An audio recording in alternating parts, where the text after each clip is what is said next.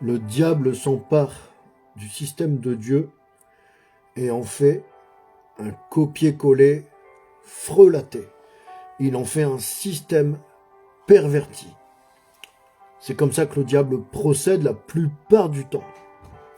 Shalom mes bien-aimés, c'est votre frère Joël. Reste avec moi, suis-moi, écoute cet enseignement, je te parle de ça ici, je te parle des ruses du diable, c'est ici et c'est maintenant. Il est écrit dans le livre de l'Apocalypse, chapitre 12, verset 9, « Et il fut précipité, le grand dragon », donc je vous lis ça ici exactement, Apocalypse 12, 9, « Et il fut précipité, le grand dragon, le serpent ancien appelé le diable et Satan, celui qui séduit toute la terre. Il fut précipité sur la terre et ses anges furent précipités avec lui. » Amen. Père Céleste, que ta parole puisse nous conduire, que cet enseignement, Père Céleste, puisse éclairer celles et ceux qui ont besoin d'être éclairés, au Seigneur, mon Dieu, mon roi, que cet enseignement puisse conduire mes frères et mes sœurs dans la vérité, avec la sagesse de la parole de Dieu, dans tous les aspects de leur marche chrétienne. Merci, Seigneur, de nous éclairer, merci de nous instruire par ta parole, Père éternel. Au nom de Jésus-Christ, j'ai prié. Amen. Soyez richement bénis. Bonjour mes amis, c'est votre frère Joël, je vous salue dans le précieux nom de Jésus-Christ. Donc comme je viens de vous le dire, on va parler ici des ruses du diable. Donc n'hésitez pas de vous abonner, de commenter, de partager. C'est toujours très important. Merci par avance, merci à toi qui m'aide à partager la parole de Dieu. Que le Seigneur te bénisse parce que tu participes aussi à l'œuvre de l'évangélisation. Parce qu'en partageant, tu vas certainement pouvoir aussi aider quelqu'un qui peut avoir besoin. Amen. Je vais vous lire maintenant Éphésiens 6, 11, 12. C'est un verset biblique qui est très connu. Et l'apôtre Paul nous exhorte ici. Et il nous dit comme ceci dans Éphésiens chapitre 6, verset 11. « Revêtez-vous de toutes les armes de Dieu afin de pouvoir tenir ferme contre les ruses du diable. » Amen. Que la parole du Seigneur soit bénie. Pour autant, vouloir résister fermement aux ruses du diable, c'est une bonne chose, mais pour autant, on a besoin de connaître certaines choses. C'est-à-dire que dans la parole de Dieu, il y a beaucoup d'enseignements, et il faut que nous puissions les trouver. Il faut que nous sachions aussi, quelque part, comprendre ces choses qui sont écrites dans la Sainte Bible. Vous savez, il y a beaucoup d'instructions, et parfois, en lisant les versets bibliques, eh bien, on ne voit pas la teneur des instructions, on ne comprend pas au premier abord qu'il s'agit là d'une instruction, d'un enseignement. Et puis, il y a aussi quelque chose qui caractérise la Bible, la parole de Dieu, c'est que chaque verset peut être compris de différentes manières par différentes personnes.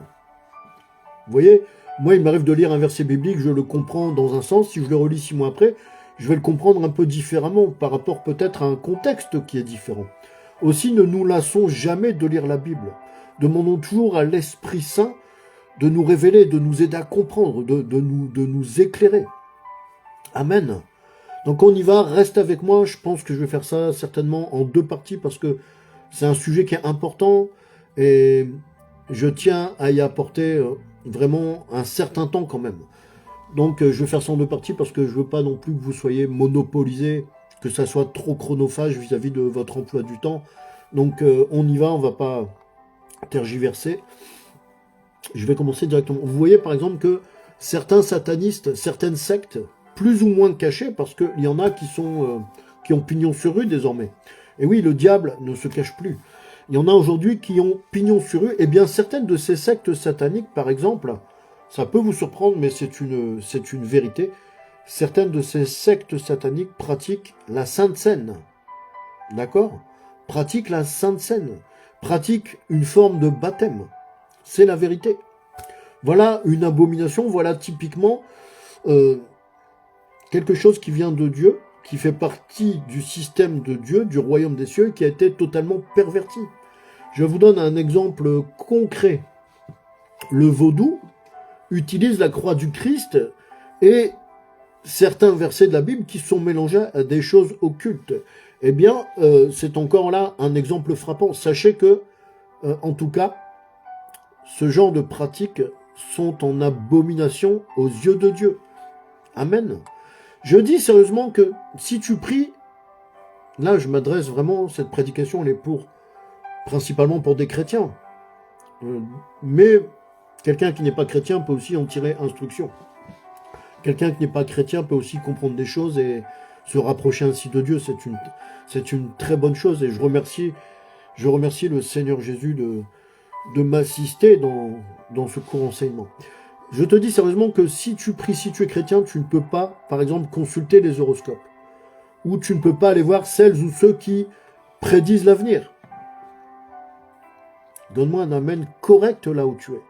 Si tu es chrétien, tu ne peux pas passer ton temps, tu ne peux pas lire les horoscopes, tu ne peux pas aller voir les diseuses de bonne aventure, les cartomanciennes, les marabouts, etc., etc. Il est écrit dans le Deutéronome au chapitre 18, c'est une écriture qui est connue, mais je vous la donne ici. Deutéronome 18, je lis la parole de Dieu, je vais vous lire des versets, donc je regarde un petit peu ce que j'ai noté ici, je vais vous lire des versets 10 à 14, parce que c'est très clair. Vous savez, il y a certaines choses, par exemple dans l'Ancien Testament, qui n'ont plus cours. Par exemple, l'alliance de Moïse a été remplacée, voilà, bon. Mais il y a des choses qui sont toujours là. Il y a une gradation dans les choses de Dieu. Vous voyez, il y a certaines lois de Dieu qui sont immuables. Je pense par exemple à la loi des semailles et des moissons. C'est quelque chose qui ne change pas. Il y a des choses qui ne bougent pas. La loi de Dieu reste la loi de Dieu. Donc je vous lis ça, Deutéronome 18. Qu'on ne trouve chez toi personne qui fasse passer son fils ou sa fille par le feu. Personne qui exerce le métier de devin, d'astrologue, d'augure, de magicien. Donc si je fais une pause, quelqu'un qui fait passer son fils ou sa fille par le feu, eh bien, ça nous parle ici tout simplement de sacrifice humain. Je rappelle juste simplement que les médecins, enfin les gens qui pratiquent les avortements se livrent finalement, rendent un culte à Moloch, rendent culte en pratiquant un sacrifice humain, l'avortement. Dieu n'aime pas l'avortement. C'est juste une parenthèse. Au verset 11, il est écrit d'enchanteurs, personne qui consulte, ceux qui évoquent les esprits ou disent la bonne aventure, personne qui interroge les morts. Vous voyez, les nécromanciens, voilà, la Madame Irma dans sa roulotte qui te donne l'avenir dans sa boule de cristal, ceux qui lisent dans les paumes de la main, toutes ces choses en fait. Et au verset 12, il est écrit comme ceci, « Car quiconque fait ces choses est en abomination à l'Éternel, et c'est à cause de ces abominations que l'Éternel, ton Dieu, va chasser ces nations devant toi. Tu seras entièrement à l'Éternel, ton Dieu, car ces nations que tu chasseras, écoute les astrologues et les devins, mais à toi, l'Éternel, ton Dieu, ne le permet pas. » Amen. Amen, amen, amen. Deutéronome chapitre 18. Il faut vraiment bien mesurer l'impact de ces versets. Et il ne faut pas les négliger car ils sont toujours d'actualité. Vous voyez ici au verset 14, le verset 14 se termine par la phrase suivante, « Mais à toi l'Éternel ton Dieu ne le permet pas. » Que ne nous permet pas Dieu d'aller voir les devins, les astrologues, de faire des sacrifices, de consulter les sorciers, les marabouts, les diseuses de bonne aventure, toutes ces choses. En fait, tout ce qui n'est pas de Dieu, tout ce qui est occulte. La parole de Dieu ne te permet pas de faire partie d'une loge X ou Y, même si dans ces officines, on va vous dire que oui, c'est compatible, il n'y a pas de problème, c'est faux. C'est faux. C'est une abomination aux yeux de l'Éternel, et l'Éternel l'interdit à ses fils et à ses filles. C'est ce que nous sommes. Mon frère, ma soeur, tu ne dois jamais aller consulter. Demande à Dieu la solution, et il te la donnera. Amen. Demande la solution à Dieu, et Dieu va te donner la solution. Dieu parle, Dieu révèle, Dieu explique. Dieu porte à notre connaissance des choses qui sont cachées. Amen. Vous voyez ? Autre chose, on le sait, le diable utilise, on a vu ça déjà dans Deutéronome 10, le diable utilise le sang. Le diable a besoin de sacrifices de sang. Et il se sert de ses agents pour pratiquer ces choses. Pourquoi ? Parce que Dieu nous a donné le sacrifice du sang de Jésus-Christ. Vous voyez qu'il y a toujours Le diable, c'est toujours le pendant négatif de la chose. Dieu nous a donné le sacrifice du sang de Jésus-Christ afin que nous soyons rachetés de nos péchés, afin que nous ayons la vie éternelle, etc. Et le diable aussi utilise les sacrifices de sang. Un chrétien doit connaître la puissance du sang du Christ. C'est le sacrifice le plus grand et le plus puissant par lequel on a été racheté, réconcilié en Dieu et adopté par lui en tant que fils ou fille.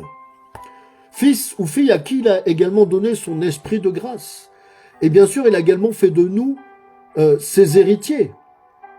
Héritiers de toutes ses promesses. Par la victoire et par son Fils Jésus-Christ, par la victoire à la croix. Amen. Donc, je fais ici vraiment une petite parenthèse.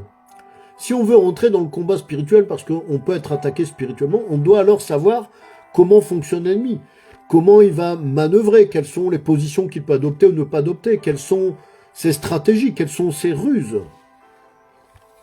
Et il y a une chose vraiment que le diable aime à faire croire à ses victimes ou à ses ennemis, c'est que il a les mêmes attributs que Dieu.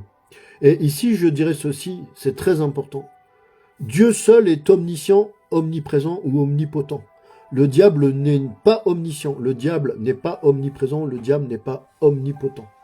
Ce sont les seuls attributs de Dieu, retenez bien ceci, c'est très important parce que souvent, notamment parce qu'on voit actuellement au cinéma, dans les séries, quelque part, le diable et ses œuvres sont glorifiés à travers beaucoup de films, à travers beaucoup de séries.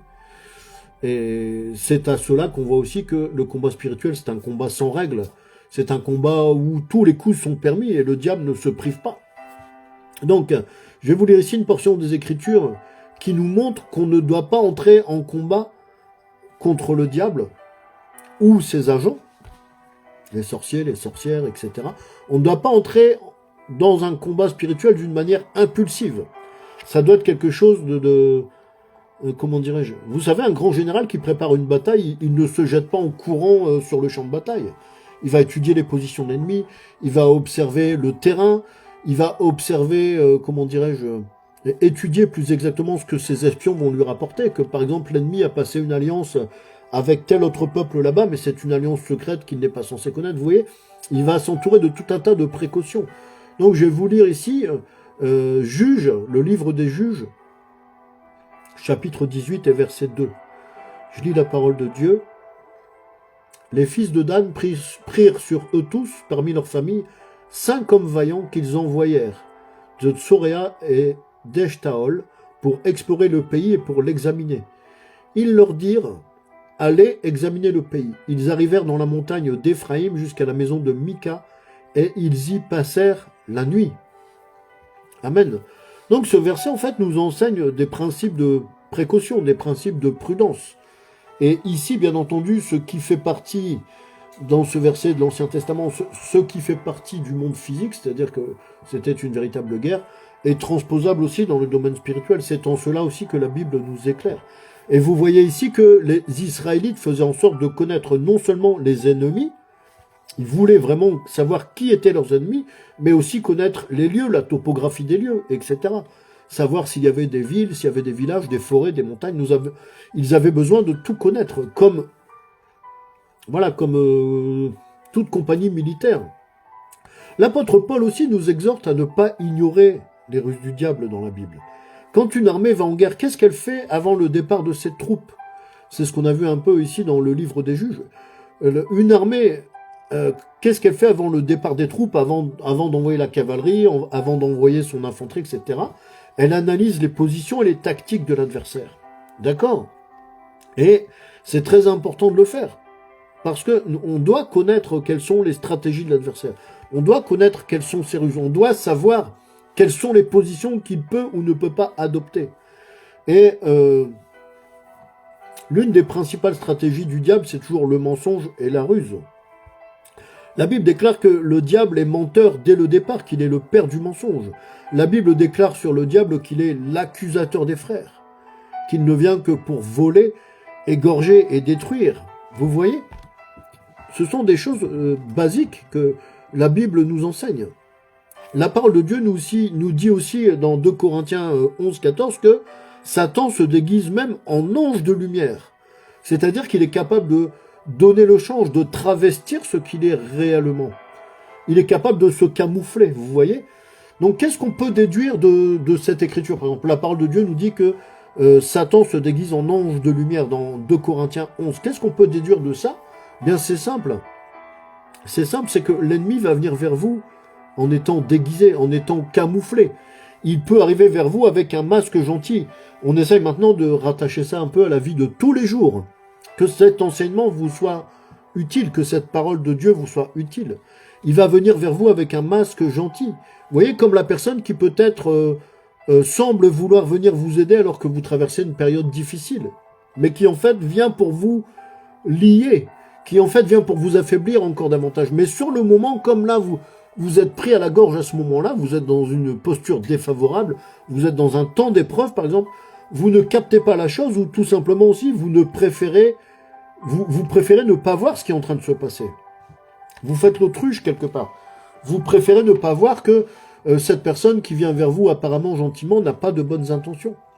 C'est un exemple qui est simple, qui est basique, mais ça se passe comme ça à tout niveau, dans la vie de tous les jours et dans tout...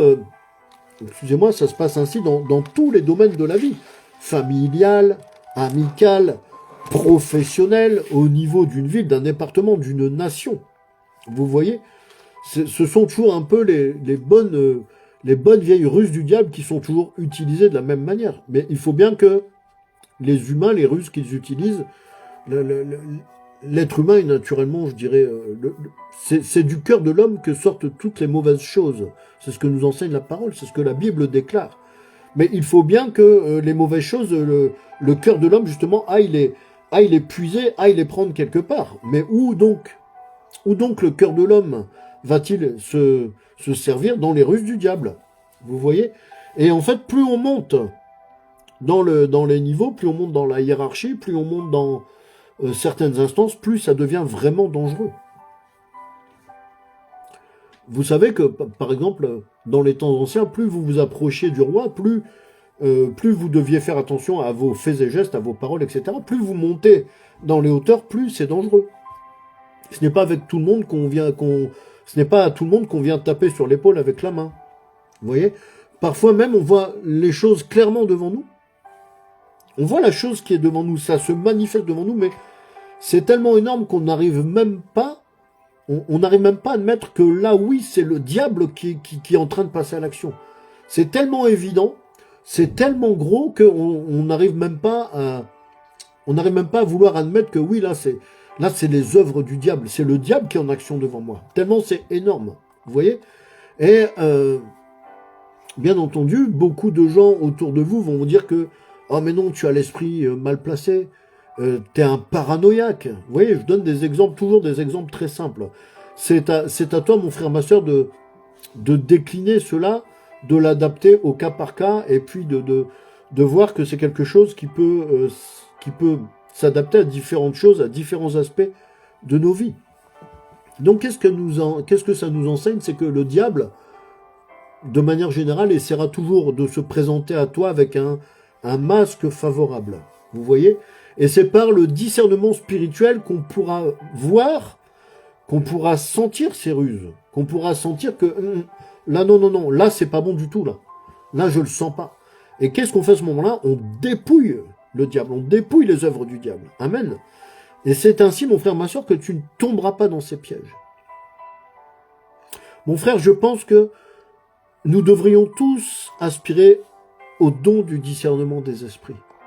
C'est vraiment l'un des dons qui est le plus utile pour les chrétiens à l'heure actuelle. Avoir un bon discernement spirituel et plus particulièrement le discernement des esprits. Parce qu'à ce moment-là, même un faux docteur, même un faux prophète, tu vas pouvoir le détecter. Une fausse doctrine, tu vas pouvoir te rendre compte que cette doctrine est fausse. Tu vas la mettre en pleine lumière. Tu vas dépouiller les œuvres du diable. Et bon, moi, je pense que c'est clair pour moi. Je crois bien que l'une des tactiques favorites du diable, c'est d'arriver quelque part, c'est de faire en sorte de se faire passer pour la bonne personne. La personne qui est gentille, qui est sympathique, qui a le cœur sur la main, vous voyez. Eh bien, des fois, c'est le cas, mais des fois, non, c'est pas du tout le cas. Des fois, c'est même plutôt tout à fait le contraire. Des fois, cette gentille personne qui a l'air serviable, qui vient là avec apparemment un esprit d'entraide, un esprit rempli de compassion, en réalité, cette personne avance masquée, et en réalité, c'est un démon très dangereux. Regardez l'exemple, évidemment, de Judas Iscariote. Il était très gentil au départ avec le Seigneur Jésus, et Jésus lui avait confié le même ministère qu'aux autres. Il est écrit dans la Bible que Jésus aussi lui avait confié la bourse, bien qu'il savait que Judas était voleur. Judas exerçait le même ministère que les autres apôtres. Il a évangélisé, il a prié, il a chassé les démons, il a guéri les malades lui aussi. Vous voyez? Et le Seigneur savait, le Seigneur Jésus connaissait, mais pour autant, dans ce cas particulier, il fallait que la parole qui avait été écrite puisse s'accomplir. Donc, ce que je te demande ici, mon frère, ma sœur, c'est de bien retenir ceci. Le diable aime beaucoup, lui ou ses agents, se présenter toujours comme des personnes correctes, tout à fait charmantes, cultivées, bien habillées, élégantes. Vous voyez? Jamais d'impolitesse. Des gens qui sont en apparence très séduisants. Quand je parle des agents du diable, c'est parce que le diable comme Dieu, c'est un esprit. Le diable est un pur esprit, il n'a pas, en tant que tel, il n'a pas de corps physique. Donc il va toujours utiliser des agents dans lesquels il s'incarne pour pouvoir travailler, pour pouvoir faire ses mauvaises choses. Le diable et ses démons, d'accord? Donc, il se présente toujours sous l'aspect d'une personne charmante, bien éduquée, beau à l'extérieur, et à l'intérieur, eh bien, c'est difficile parfois de discerner. Tu sais, mon frère, ma soeur, une bonne instruction, une bonne éducation, c'est pas ça spécialement qui fait une bonne personne réellement. Combien d'assassins sont des gens éduqués? Combien d'assassins sont des gens très diplômés? Sont des gens qui ont tout reçu de leurs parents, et pourtant ils sont meurtriers, ils sont criminels. Vous voyez? Et quand vous observez l'apparence de ces personnes, vous pourriez vous dire que peut-être il est habillé comme un avocat, il est habillé comme un chef d'entreprise. Non, ça c'est quelqu'un de bien, il a un joli costume. Il porte bien l'habit, vous voyez? Beaucoup de personnes responsables de la plupart des guerres, beaucoup de personnes responsables des génocides, de la colonisation, étaient au prime abord, quand on les observait, des gens bien, des gens respectables, des dirigeants tout à fait convenables, n'est-ce pas? Et en réalité, c'était de véritables démons. Un autre exemple me revient comme ça dans le monde spirituel, pour le coup. Quelque chose, en fait, qui se présente sous un aspect inoffensif, voire un aspect positif, c'est ce qu'on appelle la magie blanche. La magie blanche, c'est comme ça qu'on l'appelle, elle est... D'ailleurs, le diable n'a pas fait en sorte que ce nom-là soit attribué par hasard. Le nom de magie blanche, eh bien, ça a une connotation sympa, ça a une connotation de quelque chose qui est inoffensif. Et donc, aux yeux du public, aux yeux des néophytes, la magie blanche, elle est censée être une bonne magie, quelque chose de positif, par rapport à la magie noire qui est réputée comme étant dangereuse. Vous voyez? Ça, c'est typiquement une des ruses du diable. La magie, c'est la magie. La magie, c'est la magie. La sorcellerie, c'est la sorcellerie. Mais le diable, par ruse, a séparé les deux, et puis il a dit, nommons une partie de la magie blanche et l'autre magie noire. Et ainsi, je pourrais facilement induire les naïfs et les naïves en erreur. Parce que la magie, c'est la magie. Un sorcier, c'est un sorcier. D'accord? Vous voyez, c'est passé même, c'est une expression qui est passée dans le langage populaire. La plupart des enfants de 12-13 ans connaissent les expressions magie blanche et magie noire. C'est quelque chose qui est devenu populaire. Le diable aime faire croire que ceci. Le diable aime faire croire que cela. Et quand quelque chose devient très populaire, eh bien c'est que la mayonnaise a pris, c'est que sa ruse a fonctionné. C'est simplement un piège un peu plus subtil. Mais finalement, magie blanche ou magie noire, ça reste de la sorcellerie, point final. Je ne sais pas si vous me suivez. Je ne sais pas si je parle à quelqu'un. Nous devons réellement faire très attention. Mon frère, ma soeur, tu dois être extrêmement prudent avec celles et ceux qui viennent avec toi comme ça, du jour au lendemain, ils viennent vers toi comme ça avec un grand sourire, mais qui, par exemple, n'acceptent pas le nom de Jésus-Christ. Vous voyez, ne pas avoir la foi, c'est une chose, mais ne pas accepter le nom de Jésus, ou celles et ceux, lorsque vous commencez à parler de Jésus-Christ, vous sentez qu'il y a un malaise, vous commencez peut-être que la personne commence à avoir une tension intérieure, une forme de colère ou d'énervement, je ne sais pas. Vous voyez, là je parle à des chrétiens. Et quand je te parle ainsi, tu dois comprendre qu'on ne peut pas marcher avec tout le monde. On ne peut pas se permettre, nous ne devons pas nous compromettre. Amen. Donne-moi un amen là-bas où tu es. Un chrétien ne peut pas se compromettre, un chrétien ne doit pas marcher avec tout le monde. D'accord ? On ne doit pas, par faiblesse d'esprit, parce que parfois la gentillesse, la compassion, toutes ces choses peuvent se transformer parfois en faiblesse d'esprit. On ne doit pas, par faiblesse d'esprit, se mettre en danger, en fait. Vous voyez ? On doit savoir à qui on a affaire. On doit essayer de détecter, de discerner, justement, c'est ce que je disais tout à l'heure, à qui on a affaire, et on doit être capable de se tenir à bonne distance, même si parfois c'est difficile. C'est-à-dire que concrètement, ça va se traduire par quoi dans notre vie quotidienne? Ça va se traduire par le fait que, ma sœur, des fois, tu dois refuser telle amitié. Mon frère, des fois, tu dois refuser telle association. Ma sœur, des fois, tu dois refuser tel emploi trop merveilleux qu'on te propose, tel emploi trop mirobolant avec un salaire extraordinaire. Parfois, ça, c'est une ruse classique. On va utiliser l'appât du gain. Le diable sait quand tu as vraiment besoin d'argent, ou il sait que tu aimerais gagner plus, etc. Il va pouvoir te proposer parfois quelque chose de tellement extraordinaire. C'est ce que le diable avait dit à Jésus-Christ. Si tu te prosternes à mes pieds, je te donnerai tous ces royaumes. Vous voyez? Faites très attention. Quand on est en Christ, bon, je suis désolé, hein, quand on est en Christ, c'est comme ça. Même si je te parais trop radical, eh bien, j'en suis navré. Je suis navré si je te parais trop radical, mais en réalité, je dis gloire à Dieu, je dis merci Seigneur Jésus, parce que si je te parais trop radical, c'est que quelque part, d'une certaine manière, je suis en train de t'aider. Amen. C'est que quelque part, même si ça te démange un peu, même si ça pique, si tu te dis que j'exagère, que voilà, c'est que quelque part, je suis en train de t'aider. Donc, ne rejette pas l'enseignement. Écoute ce que je te dis avec l'oreille. Il y a un problème de réseau, donc veuillez m'excuser pour cette interruption. Donc je te disais, si je te parais trop radical, c'est que finalement je suis simplement en train de t'aider à travers cet enseignement. Vous voyez, par exemple, pour un chrétien ou pour une chrétienne, trop sociabiliser n'est pas forcément utile. Ce n'est pas forcément utile, sauf par exemple si ça peut être utile pour témoigner, pour évangéliser, pour faire quelque part l'œuvre, le travail pour le Seigneur.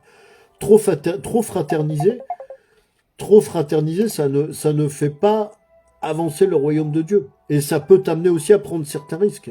Et je pèse mes mots. Je pèse mes mots, mon frère, ma soeur. Bien sûr, on ne doit pas être trop guindé, trop rigide. Un chrétien, en fait, doit être détendu et joyeux. Il n'y a pas de raison, sauf si tu as un problème particulier, mais il n'y a pas de raison d'être toujours guindé, toujours être très rigide. Non, on doit être détendu, on doit être dans la joie. Et il y a de quoi, parce que notre Seigneur à nous, c'est le Seigneur Jésus-Christ. Notre Seigneur à nous, chrétiens, ce n'est pas le diable. Mais voilà, le sage ne marche pas avec les méchants, ne s'assoit pas en compagnie des moqueurs. C'est le premier des psaumes. Ce n'est pas par hasard que dans le premier des psaumes, on commence à nous parler de cela. Autre chose encore que je voulais voir, j'essaye d'avancer quand même, parce que c'est un enseignement qui est assez long. Autre chose encore. Il y a une frontière qui, parfois, n'est pas très épaisse dans les choses spirituelles. Il y a une mince frontière entre le bien et le mal. Et bien sûr, c'est d'autant plus vrai dans le domaine du spirituel. Par exemple, je vous évoquais tout à l'heure la magie blanche. Eh bien, parfois, le prophétique et la magie blanche peuvent avoir ensemble une frontière qui est très très mince. Donc très mince, ça veut dire qu'il n'est pas très épaisse. Donc qui veut dire une frontière qui est facile à franchir par mégarde, par inattention, par manque de rigueur peut-être. Vous voyez ? Je crois aussi que toute action spirituelle qui n'est pas conduite par le Saint-Esprit, donc je répète ça, toute action spirituelle, tout ce qu'on peut faire ou dire en pensant être spirituel, si c'est quelque chose que l'on fait ou que l'on dit sans être conduit par le Saint-Esprit, ça peut éventuellement se transformer en quelque chose d'occulte, en quelque chose de mauvais. Nous devons faire comme faisait le Seigneur Jésus-Christ, c'est-à-dire aller là où Dieu nous envoie, dire ce que Dieu nous dit de dire. Vous voyez, je synthétise un peu. Et donc, Cela, ça peut vous changer un chrétien, ça peut transformer un chrétien en sorcier si on fait pas attention. Vous voyez, on doit faire attention où on marche, avec qui on marche. Pourquoi est-ce que je fais ceci? Pourquoi est-ce que je dis cela? Parce que après, vous voyez que lorsqu'on considère les choses dans un aspect, dans une croissance, eh bien, de la magie blanche, vous voyez, de la magie blanche à la magie noire, il y a pas grand-chose à faire. Il n'y a plus qu'un pas à faire et tu as basculé de l'autre côté. Alors certains vont dire, oh non, ça non, oh, même si je suis chrétien, je peux faire ça, c'est cool, c'est du New Age. Mais le New Age, c'est une science occulte. Le New Age, c'est comme une forme de sorcellerie. Non, ne t'inquiète pas, je vais juste étudier le voyage astral dans les choses des yogas, dans l'hindouisme, mais ce sont des abominations. Moi, je te dis que tu vas mal finir. Tu vas très très mal finir. Quelqu'un qui se lance dans le voyage astral sans pour autant, vous savez, sans pour autant avoir certaines connaissances, sans maîtriser certaines choses.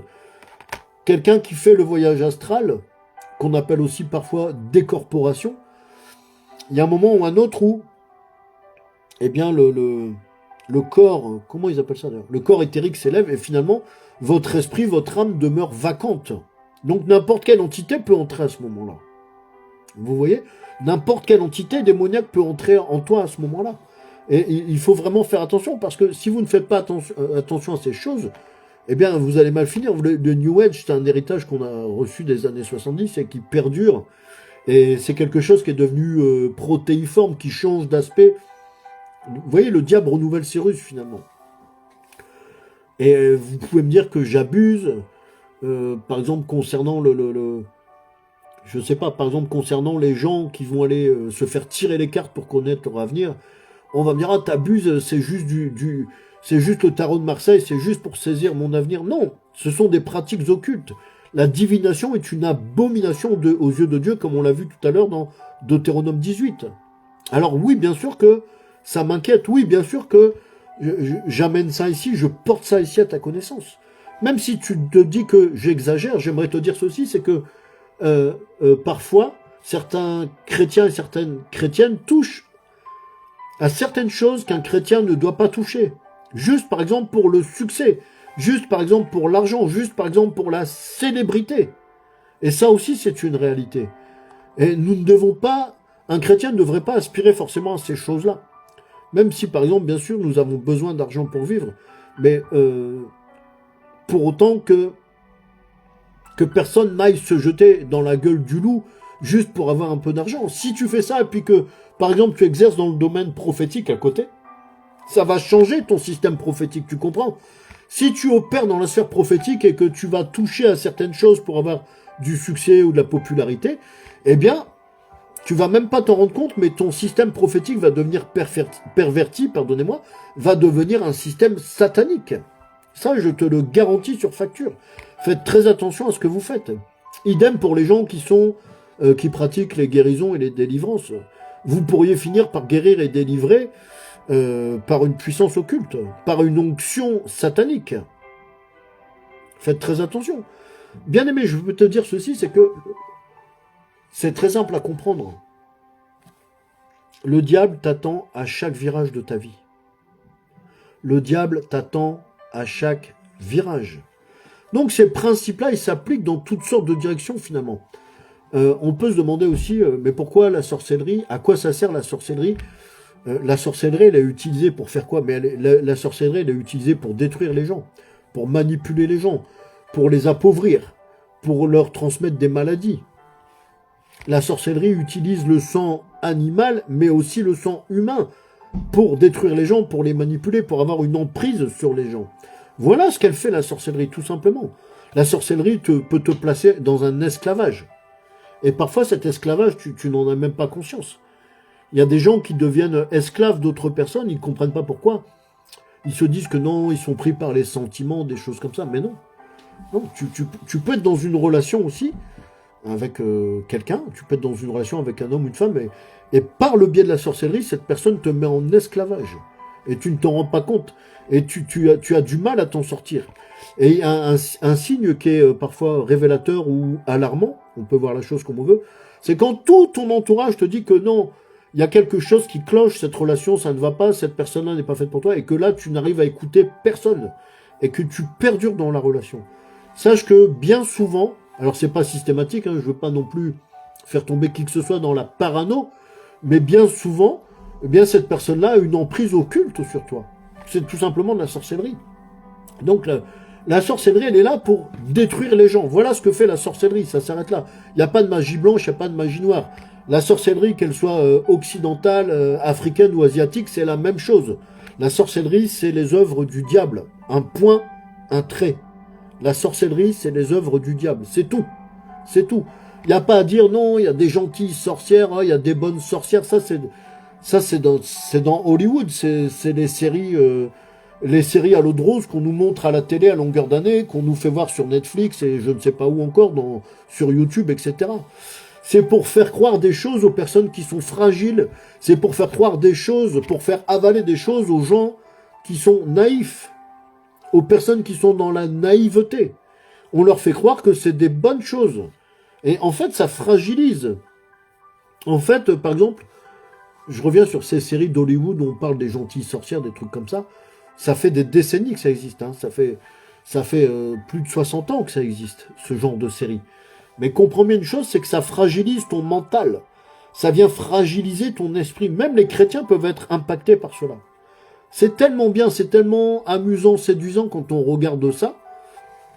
Mais qu'est-ce qu'il est en train de faire le diable à travers ça? C'est une ruse. Il est simplement en train de commencer tout doucement à te préparer le chemin qui va te faire glisser, qui va te faire finalement tomber. C'est ça où ça peut vous mener, ces choses-là. Voilà pourquoi il est vraiment capital pour un chrétien, il est vraiment fondamental d'être capable de discerner les ruses du diable, aspirer au discernement des esprits. Mon frère, ma sœur, quand on considère les choses d'une certaine manière, quand on voit les choses sous un certain angle, eh bien, j'enchaîne, hein, je passe sur autre chose, là, d'accord? Quand on considère la chose sous un certain angle, on peut connaître que notre bouche relâche une onction quand on parle. Vous voyez? Surtout chez les gens qui sont spirituels. Et si on dit des choses négatives avec notre bouche, la Bible déclare que la vie et la mort sont au pouvoir de la langue. Beaucoup de chrétiens ont du mal à intégrer ce que ça veut dire, mais croyez-moi, les sorciers, eux, appliquent ça à merveille. Les sorciers ont bien compris ce principe, ils l'ont bien récupéré pour faire le mal, et ils s'en servent sans vergogne. Si on relâche des paroles négatives, il y a une onction qui sort, surtout chez les gens spirituels. Donc faites très attention. Et cette onction négative, que va-t-il se passer? Le démon, ou les démons, eh bien, vont s'en emparer et ils vont s'en servir contre nous ou contre la personne. On ouvre une porte, en fait. Le livre des Proverbes nous rappelle ceci. Proverbe 18-20, je lis la parole de Dieu. Proverbe 18-20, c'est du fruit de sa bouche que l'homme rassasie son corps. C'est du produit de ses lèvres qu'il se rassasie. La mort et la vie sont au pouvoir de la langue. Quiconque l'aime en mangera les fruits. Amen. Et là, tu te dis, oh, il abuse. Non, le frère Joël, il est dans l'abus, il est dans l'exagération. Observe simplement les fruits de l'âme, mon frère, ma sœur. Observe les fruits de l'arbre, pas de l'âme, les fruits de l'arbre. Vous aurez compris, je pense que vous aurez rectifié cette petite erreur. Observe simplement les fruits de l'arbre, bien-aimé. Apprends à voir avec ton regard spirituel. Et tu verras que certains fruits sur un arbre sont jolis, ils sont brillants, ils ont des belles couleurs, ils sont appétissants. Et là, tu te dis, ça a l'air bon. Mais quand tu manges ces fruits-là, tu tombes empoisonné. Tu meurs empoisonné à cause du fruit qui avait un bel aspect, une belle apparence. Tu vois, par exemple, tel homme de Dieu ou tel mentor spirituel, peu importe la discipline, peu importe de quoi on parle, de quelle religion on parle, de quelle discipline on parle. Tu vois, un mentor spirituel, il est vraiment gentil, il a l'air illuminé, il a l'air vraiment... Il vit dans la paix, il marche dans la paix, il diffuse la paix. Quand tu parles avec lui comme ça, il parle bien, les paroles qui sortent de sa bouche sont comme du miel pour toi. Il a l'air imperturbable, il a l'air vraiment totalement maître de lui. Et puis il y a tellement de monde qui le suit aussi. Il a tellement de... Comment on va dire ça? Tellement de disciples derrière lui. Et là tu dis non, tu te dis non. Ce type-là c'est vraiment un grand leader spirituel, c'est certain. Regardez tous ces gens qui le suivent. Regardez les gens comme ils sont en train de boire ces paroles. Oh là là, quand il parle vraiment, il impacte les gens, il influence les gens. Faites très attention. Faites très très attention. Oui, certainement que, par rapport à ce que je viens de décrire, certainement que c'est un grand leader spirituel. On ne peut pas douter de ça, mais de quel côté est-il? De quel bord, dans quel bord est-il positionné? Voilà la question. Si tu observes maintenant, il faut faire attention aux choses qui sont parfois trop évidentes, comme ce que je suis en train de décrire. Un grand leader spirituel, il a beaucoup de fidèles qui le suivent, il a énormément de disciples, il a des succursales dans toutes les villes, à droite, à gauche, dans différents pays, etc. Oui, effectivement, c'est un grand leader spirituel. Ça, on ne peut pas le nier. Mais de quel côté est-il? Pour quel camp est-ce qu'il travaille? Il est à l'œuvre pour qui? Il est à l'œuvre pour le bien ou pour le mal? Voilà, pour clarifier un peu les choses. Si tu observes cette personne avec les yeux de l'esprit, si tu l'observes d'une manière spirituelle, avec le discernement, et avec beaucoup de patience, parce qu'on ne devrait pas non plus, nous devons aussi toujours faire attention à ne pas tirer de conclusions hâtives. Ce genre d'enquête spirituelle, ça doit se faire avec le temps.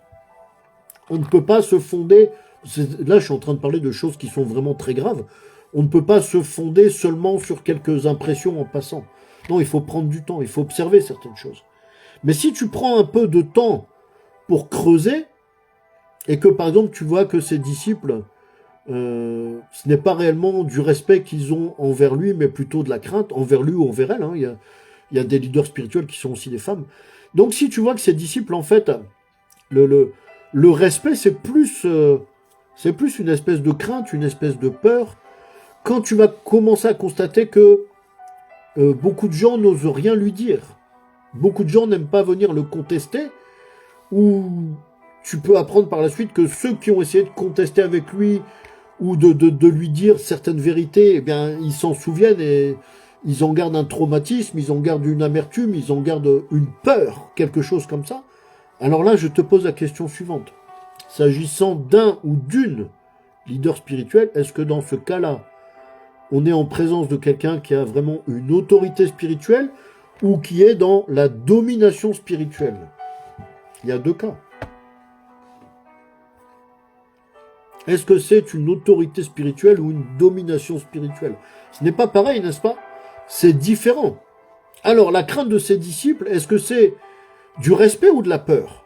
Vous voyez? La crainte que les disciples manifestent envers ce leader ou cette leader spirituelle, est-ce que c'est du respect ou est-ce que c'est de la crainte?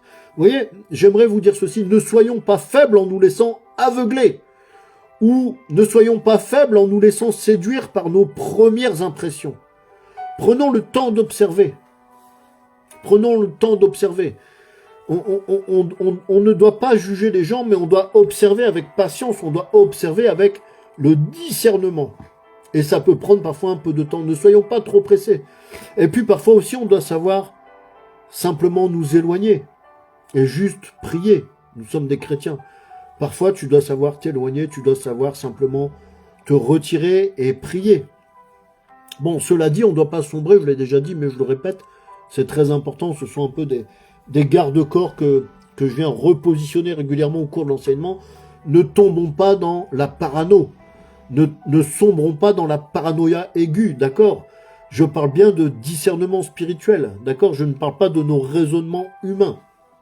Donc je disais que, je vais revenir un peu sur ça, les mots qui sortent de ta bouche, la parole que tu libères autour de toi a toujours un impact, positif ou négatif, bien ou mal, bon ou mauvais, positif ou négatif. Par exemple, tu vas dire un mot, tu vas dire cet enfant est méchant. Ou n'importe quelle autre parole négative sur ton entourage, sur tes amis, sur ta famille, mais aussi, par exemple, sur ta carrière, sur ton état de santé, sur les études de tes enfants, peu importe, sur tes relations, sur quelque chose, un projet que tu es en train de faire. Toute parole négative, ça donne un accès au diable. Là, j'ai pris l'exemple de cet enfant est méchant. Eh bien, tu donnes un accès au diable vis-à-vis de cet enfant. D'accord? Donc, ça touche tous les aspects de la vie de famille, les amis, le travail, les études, la santé. Combien de fois certaines personnes finissent par rester malades à cause de leurs paroles négatives, à cause de la confession négative. Vous entendez des gens, je vais simplement donner ici un petit exemple quand même pour la santé, parce que je pense que ça peut toucher quelqu'un. Mon frère, ne dis pas mon cancer.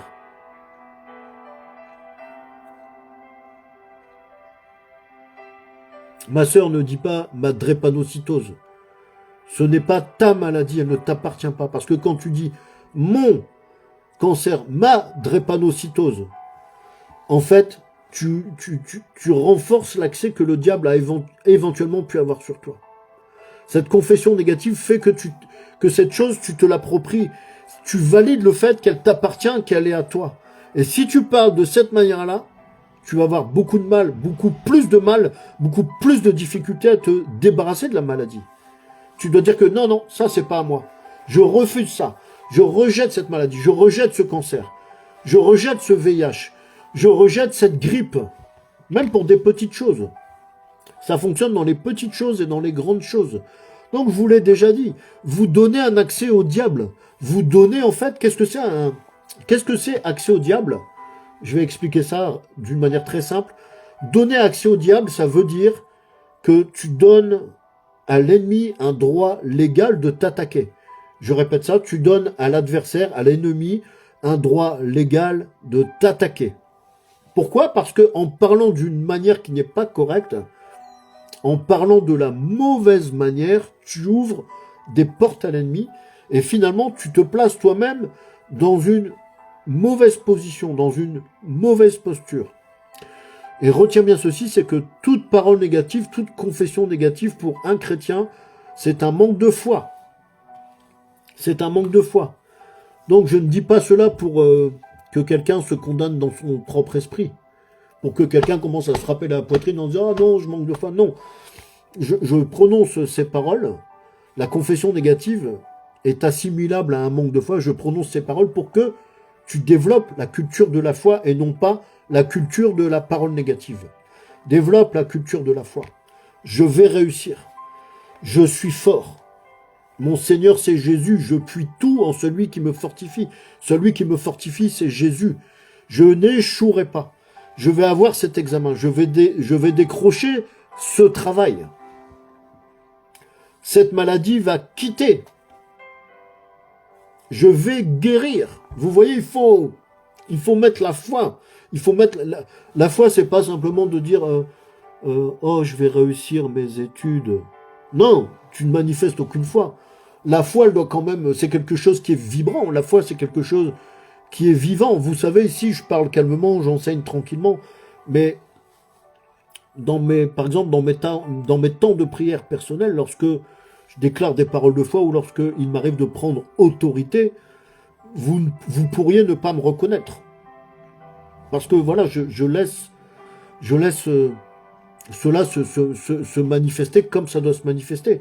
En force, en puissance, en esprit, vous voyez. Donc en fait, c'est ça. Quand tu déclares des paroles négatives, l'ennemi, par le fait que tu aies déclaré des paroles négatives, l'ennemi a le droit légal pour s'emparer de la chose et pour réaliser la chose. Par exemple, je parlais de la maladie. Si tu confesses que telle maladie est ta maladie, eh bien tu donnes le droit à l'ennemi que cette maladie se réalise. C'est-à-dire que tu sois de plus en plus malade et parfois même que la maladie puisse t'emporter dans la tombe. Tu comprends? Il faut bien comprendre ces principes-là, c'est très important. Si tu n'arrêtes pas de dire à ton enfant que oh, tu es comme ceci ou comme cela, tu critiques l'enfant, c'est-à-dire que tu lui attribues des défauts. Si tu lui attribues ces défauts, sache que toi, son parent, son père ou sa mère, en lui attribuant des défauts par ta bouche, tu exerces ton autorité de père ou de mère envers cet enfant. Donc c'est quelque chose finalement que tu inculques dans le cœur de l'enfant, dans l'esprit de l'enfant. Tu inculques ça dans son être intérieur. Et il y a de fortes chances pour que ces choses que tu lui inculques par tes paroles mauvaises soient manifestées à l'avenir. Vous avez des parents qui, quelque part par leurs paroles négatives, je vais dire ça entre guillemets, maudissent leurs enfants. Ah, l'enfant est bête. Cet enfant est stupide. etc., etc. Et puis, des années plus tard, l'enfant échoue au baccalauréat, il n'arrive jamais à décrocher son bac, il rate ses études. Mais ne vous étonnez pas, vous maudissez vous-même vos enfants. Vous voyez? Je donne vraiment des exemples très simples. Il faut comprendre ces principes, c'est capital. Les mots qui sortent de ta bouche, la parole que tu libères autour de toi, comme tout à l'heure j'ai dit cet enfant est méchant, ou n'importe quelle autre parole négative sur ton entourage, sur ta famille, sur ta carrière, sur ta santé, sur tes études, etc., eh bien, ces choses-là vont impacter négativement. Ça peut impacter négativement une situation, une personne, ou quoi que ce soit. Vous voyez? Donc je commence un peu à arriver vers la fin. J'espère que vous suivez bien. J'espère que cela est bénissant pour quelqu'un. J'ai encore différentes choses. J'ai encore 3 ou 4 choses dont j'aimerais vous parler ici. Donc on approche tout doucement. Mais je vais ici enchaîner quand même pour ne pas perdre trop de temps. Mon frère, ma soeur, les chrétiens doivent faire très attention aussi. Là, je passe sur autre chose. J'ai expliqué sur le fait que la vie et la mort sont au bout de la langue. Les paroles ont un pouvoir. Les paroles libèrent, relâchent une onction. Donc une onction, comment je peux dire ça d'une manière simple, ont une influence positive ou négative.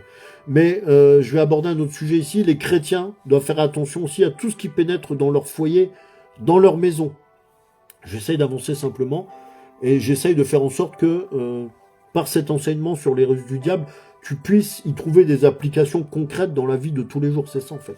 Donc à quoi on doit faire attention à ce qui rentre dans notre maison? C'est à toutes sortes de choses. C'est aux personnes et aux objets. Voilà les 2 catégories. Dans ces catégories, il y a différentes choses. Mais les 2 catégories principales auxquelles nous devons prendre garde en tant que chrétiens, nous devons faire attention à qui rentre chez nous et à quoi. À qui et à quoi. Ce qui rentre chez toi, dans ta maison, dans ton foyer. Comment dire? J'essaie d'illustrer. Il y a des personnes, par exemple, avec qui tu peux discuter, avec qui tu peux parler, dialoguer, mais avec qui pour autant tu ne peux pas manger. Il y a des personnes avec qui tu peux manger, mais qui ne peuvent pas dormir chez toi. Ce que je suis en train de vous dire, il y a quand même une certaine profondeur dans ce que je suis en train de vous dire. Alors si ça ne percute pas ton esprit, essaye seulement de mémoriser ce que je dis. D'accord? Il y a des personnes avec qui tu peux discuter mais pas manger. Il y a des personnes avec qui tu peux manger mais qui pour autant ne peuvent pas dormir chez toi. Et tu ne devrais pas aussi, par exemple, de la même manière, laisser certains livres entrer dans ta maison. Un certain tableau ou un certain miroir ne devrait pas entrer dans ta maison. Je donne cela ici à titre d'exemple. Donc ce que je peux te dire, comme tu es chrétien ou chrétienne, c'est sois conduit et applique le discernement à ces choses.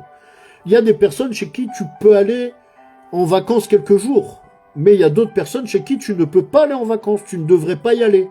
Est-ce que vous voyez un peu de quoi je parle?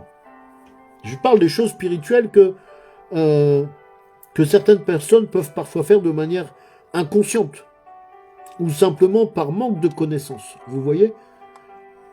Par exemple, pour une personne qui est mariée, enlever l'alliance, la retirer et la donner à une autre personne pour que la personne puisse la regarder, que la personne puisse, évidemment, va la toucher, etc. Certainement que, dans certains cas, tu devras prier avant de remettre ton alliance. Le mieux, c'est tout simplement de ne pas ôter l'alliance. Donc je parle ici à des personnes qui sont chrétiennes et qui sont mariées.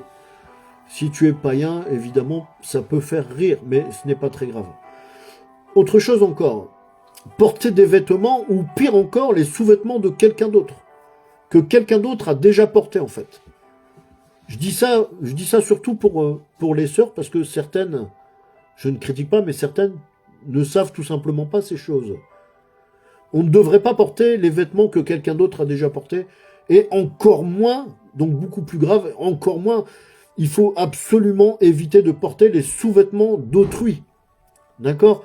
Il faut vraiment arrêter de partager, de porter les vêtements des autres. Parce que ma sœur, dans le monde spirituel, ma sœur, tout le monde n'est pas ta camarade. Tout le monde n'est pas la sœur qu'elle prétend être ou l'ami qu'elle prétend être. Tu comprends? Si tu as compris, donne-moi un véritable amen là où tu es. Un amen qui est fort et vrai, s'il te plaît. Amen. Amen est une parole d'autorité. D'accord? Et après, c'est pour venir, voilà, vous faites parfois, vous allez m'excuser, vous faites parfois certaines choses, puis après, c'est pour venir chercher la délivrance, alors que toi-même, tu vas te jeter toi-même dans les problèmes. Toi-même, tu es à l'origine des problèmes qui te conduisent après à chercher la délivrance. On devrait s'instruire correctement dans les voies du Seigneur. Amen. Père Céleste, que ton Saint-Esprit soit le professeur des choses spirituelles pour celui et celle qui m'écoute et qui m'entend. Je te le demande, Père Céleste, au nom de Jésus. Reçois cette parole, mon frère, ma sœur. Amen. Bien-aimé, demande au Saint-Esprit qu'il t'instruise des choses spirituelles. Il va te donner l'instruction, il va te donner la connaissance des choses spirituelles. Tu sais, mon frère, ma sœur, que certaines personnes, par exemple, aussi ont certaines pratiques. Il y en a qui font brûler de la sauge blanche, comme ça, parce qu'on leur a dit que c'est bien pour une maison, que ça fait tel effet, que ça fait ceci, que ça fait cela. D'autres, ils vont aller acquérir certaines décorations en cristal ou dans telle sorte de pierre. Par exemple, certains symboles ou certains animaux dans un certain cristal ou dans une certaine pierre, parce que on leur a dit que ça porte chance. Non, non, non. Est-ce que tu sais d'où ça revient vraiment? Est-ce que tu sais d'où reviennent vraiment ces objets qui soi-disant portent chance? Est-ce que tu sais d'où viennent vraiment ces pratiques dont on t'a dit que elles font du bien, elles ont des... Tu ne sais pas d'où ça vient. Tu ne sais pas pourquoi on t'a dit ça. Certaines de ces choses pratiques, de ces objets innocents, sache-le, mon frère, ma soeur, ont des fondements occultes. Il y a souvent des fondements occultes, et comme c'est occulte, occulte veut dire caché, tu l'ignores. Et le cas échéant, ça peut te lier. Oui, le cas échéant, tu peux te retrouver soumis à ça. Tu peux te retrouver lié. Ça peut te créer un tas de problèmes. Ça peut créer des blocages dans ta vie. Et tu peux aussi te retrouver oppressé par des esprits, par certains esprits impurs, sans pour autant savoir d'où ça vient. Parfois, il faut savoir se poser les bonnes questions. Et là, pour trouver la cause, il faut tout nettoyer. Il faut surtout obéir si le Saint-Esprit te dit de mettre quelque chose à la poubelle ou de jeter quelque chose dans le feu. N'hésitez pas de suivre les recommandations du Saint-Esprit. Vous voyez, parce que sinon, à travers ces choses, certains esprits impurs vont finir par élire domicile dans ta maison. Et quelque part, ce sont eux qui vont commencer de te conduire, de te guider. Certains esprits impurs vont donc devenir les conducteurs de ta vie. Bien-aimé, les démons, on le sait très bien, ils ont besoin du sang. Le diable réclame toujours le sang. Et lorsqu'ils mettent une personne sous leur joug, ils réclament du sang, ils exigent du sang. Tu vois, parfois les jeunes, on voit parfois ça. Ça ne veut pas dire qu'à chaque fois c'est ça. Il y a parfois des jeunes, des adolescents qui vont commencer des fois à se taillader, à se faire des coupures, voire même à se mutiler. Ils vont se taillader les bras, les mains, quelque chose comme ça. Je suis certain que certaines personnes savent un peu de quoi je parle, ou ont déjà vu ces choses, ou ont entendu parler de ces choses. Vous savez, quand j'étais au collège, j'étais en 5e, j'avais une condisciple qui plantait, elle prenait le compas, puis elle se le plantait dans les veines, elle enfonçait, je sais pas, je suis encore perplexe. Elle plantait le compas dans les veines de ses mains, dans les veines de ses bras. Et nous, on était horrifiés. Je vous parle même pas ici des risques de transmission de maladies par les risques microbiens, mais on était horrifiés de voir qu'elle prenait la pointe du compas et qu'elle s'enfonçait ça dans les veines de la main, dans les veines du bras. Vous voyez, pour nous, elle était simplement, c'était une de nos camarades de classe qui par ailleurs était très intelligente, avait aussi au passage une bonne éducation, etc. Mais pour nous, elle était juste un peu perturbée, on se moquait d'elle. À l'époque, moi, je comprenais rien de toutes ces choses-là. Mais aujourd'hui, je sais certaines choses. Je comprends certaines choses. Certains adolescents font des choses comme ça. Pourquoi? Parce que l'esprit familier qui règne dans leur maison et qui les accompagne réclame sa souffrance, réclame son humiliation, réclame son sang. Et voyez, nous, d'une manière bête, comme des enfants, on l'appelait la maso. On l'avait surnommé comme ça, la maso pour masochiste. On l'appelait la maso et puis on riait simplement. Mais quand j'y repense un petit peu aujourd'hui, eh bien, cette camarade de classe nous mettait vraiment mal à l'aise. Parce qu'elle avait quelque chose qui se diffusait autour d'elle, quelque chose qui vous mettait mal à l'aise en fin de compte. Et aujourd'hui, eh bien, je comprends ces choses différemment. Sans pour autant savoir que, vous voyez, à l'époque, je savais pas ces choses. Vous voyez, et puis aussi quand on se moquait d'elle, quand on lui disait maso, quand on lui disait C'était le langage des adolescents de l'époque. Vous allez m'excuser, on lui dit, mais toi, t'es barge. Eh bien, on se rendait pas compte qu'on la faisait plonger encore davantage. On se rendait pas compte que par nos paroles, on la faisait encore s'enfoncer encore plus dans ses problèmes. Vous voyez, et ça, c'est grave. Et vraiment, c'est vraiment malheureux de voir des choses comme ça.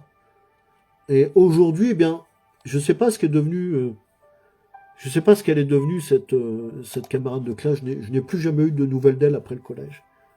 Et je vous avoue que je suis un peu perplexe, un peu inquiet. Je me demande ce qu'elle est devenue. Vous voyez, on doit être attentif.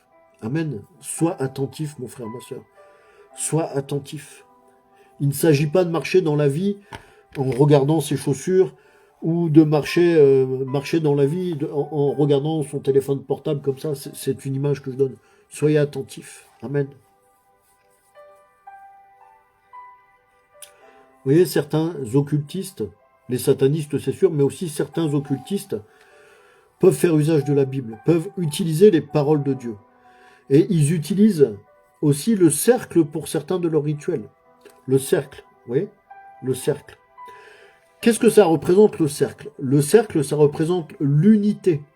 Et ces occultistes, l'unité, vous voyez. Quand on rentre dans un cercle, on peut tourner sans fin en boucle. Il n'y a pas de cassure. Donc il y a une unité. Et eux, ces occultistes-là, comprennent le principe de l'unité. Ils comprennent aussi les principes hiérarchiques. Mais vraiment, il y a quelque chose qui est désolant, il y a quelque chose qui me navre dans tout ça. C'est de constater les divisions dans beaucoup d'églises. Beaucoup d'églises sont divisées. Ça peut être la compétition, ça peut être une division pour le leadership, ça peut être une division parce qu'on veut être plus populaire que les autres. Bon, tout ça, c'est un peu la même chose. Et c'est comme ça, par les divisions. Vous voyez, le diable, quand il rentre dans une église, il va fracturer quelque chose. Il va créer une fracture, et une fracture, c'est une division. Il peut fracturer une amitié. Il peut fracturer une relation. Il peut fracturer deux personnes qui sont associées ensemble pour faire un travail pour Dieu. Donc il peut fracturer l'association, en fin de compte. Et c'est comme ça que des frères ou des sœurs dirigés par la chair, eh bien, sans s'en rendre compte, petit à petit, d'une manière très progressive, d'une manière insidieuse, ils vont commencer à servir le diable.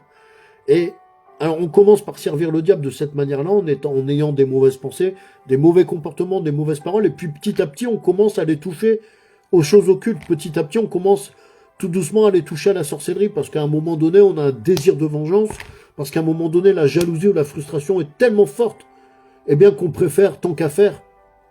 Vous voyez, le diable a bien préparé ce chemin tout doucement. Ça commence par les divisions, par les querelles, par les frustrations. Vous voyez, on doit faire vraiment attention à ces choses-là. Bien aimé, un simple rappel. La chair et l'esprit sont opposés. La chair et l'esprit sont opposés. Parfois, notre esprit n'aimerait pas faire certaines choses, mais la chair fait que nous faisons ces choses mauvaises que nous n'avons pas envie de faire. D'accord ? La chair et l'esprit sont opposés. La chair a des désirs contraires à ceux de l'esprit, et l'esprit a des désirs contraires à ceux de la chair. D'accord ? Un chrétien doit marcher par l'esprit, ne doit pas marcher par la chair. Amen. Est-ce qu'on ne doit pas être des imitateurs du Seigneur Jésus-Christ? Est-ce que Jésus marchait par la chair? Vous voyez ce que je veux dire? Écoute-moi bien, je vais te dire quelque chose de simple, mais tellement vrai, tellement puissant. C'est une vérité qui est aisément perceptible. Le royaume du diable a le vent en poupe en cette saison. Sachons bien que, n'oublions pas que le monde lui appartient. Il le dit d'ailleurs dans la Bible. On m'a donné ces royaumes, on m'a tout donné, le monde lui appartient. Et le royaume du diable a le vent en poupe en cette saison. Et pourquoi est-ce qu'il a... Avoir le vent en poupe, ça veut dire que le royaume du diable est en train de grandir et de prospérer. Mais pour une seule et bonne raison, c'est parce que l'Église est endormie et parce que beaucoup trop de chrétiens marchent dans la chair. Beaucoup trop de chrétiens font les œuvres de la chair. Vous savez, les sorciers aussi prophétisent. Les sorciers aussi font des choses étonnantes. Regardez Simon le magicien dans la Bible, par exemple. Ici, j'aimerais effleurer juste un... Je fais une petite parenthèse et je voudrais effleurer, je dis bien effleurer, un point précis. parce que je sais que ça peut toucher quelqu'un. Mon frère, ma sœur, il n'y a pas que le parler en langue qui peut être démoniaque. Je ne suis pas ici pour faire l'apologie de quoi que ce soit, mais pour rappeler plutôt un principe d'ordre général. Je répète, il n'y a pas que le parler en langue qui peut être démoniaque. Les enseignements aussi peuvent être démoniaques. Les louanges aussi peuvent être démoniaques. Les dons des guérisons peuvent être démoniaques. Les doctrines enseignées peuvent être démoniaques. Les prophéties peuvent être démoniaques. Tout peut être démoniaque. Tout en fait, pourquoi? Parce que le diable c'est un imitateur, le diable c'est un faussaire. Aussi je te dis ceci, ne te laisse pas distraire. La distraction c'est l'ennemi du chrétien. Bien-aimé, ne te laisse pas distraire. Donne-moi un amen ici, là-bas. Saint Paul nous déclare ceci dans 1 Corinthiens, chapitre 14, verset 39. Ainsi donc, frères, aspirez au don de prophétie et n'empêchez pas de parler en langue. Je vais relire. 1 Corinthiens 14, 39. Ainsi donc, frères, aspirez au don de prophétie et n'empêchez pas de parler en langue. Amen. L'apôtre Paul savait très bien pourquoi est-ce qu'il disait cela.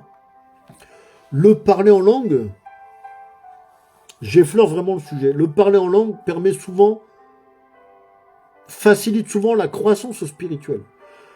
Celui qui parle en langue s'édifie lui-même, et c'est en esprit qui dit des mystères, mais s'édifie lui-même.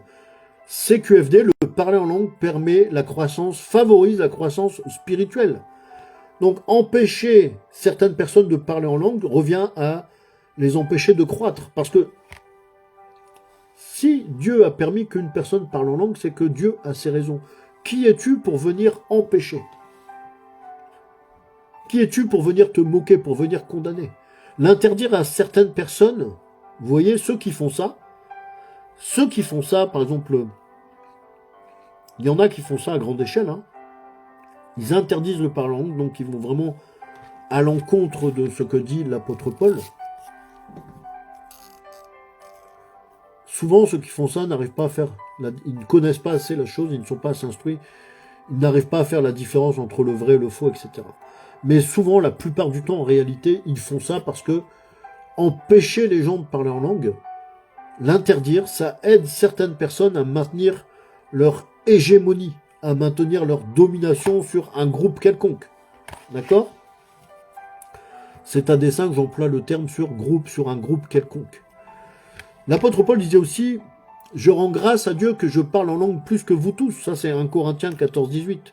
« Je rends grâce à Dieu que je parle en langue plus que vous tous. » 1 Corinthiens 14, 18. Amen.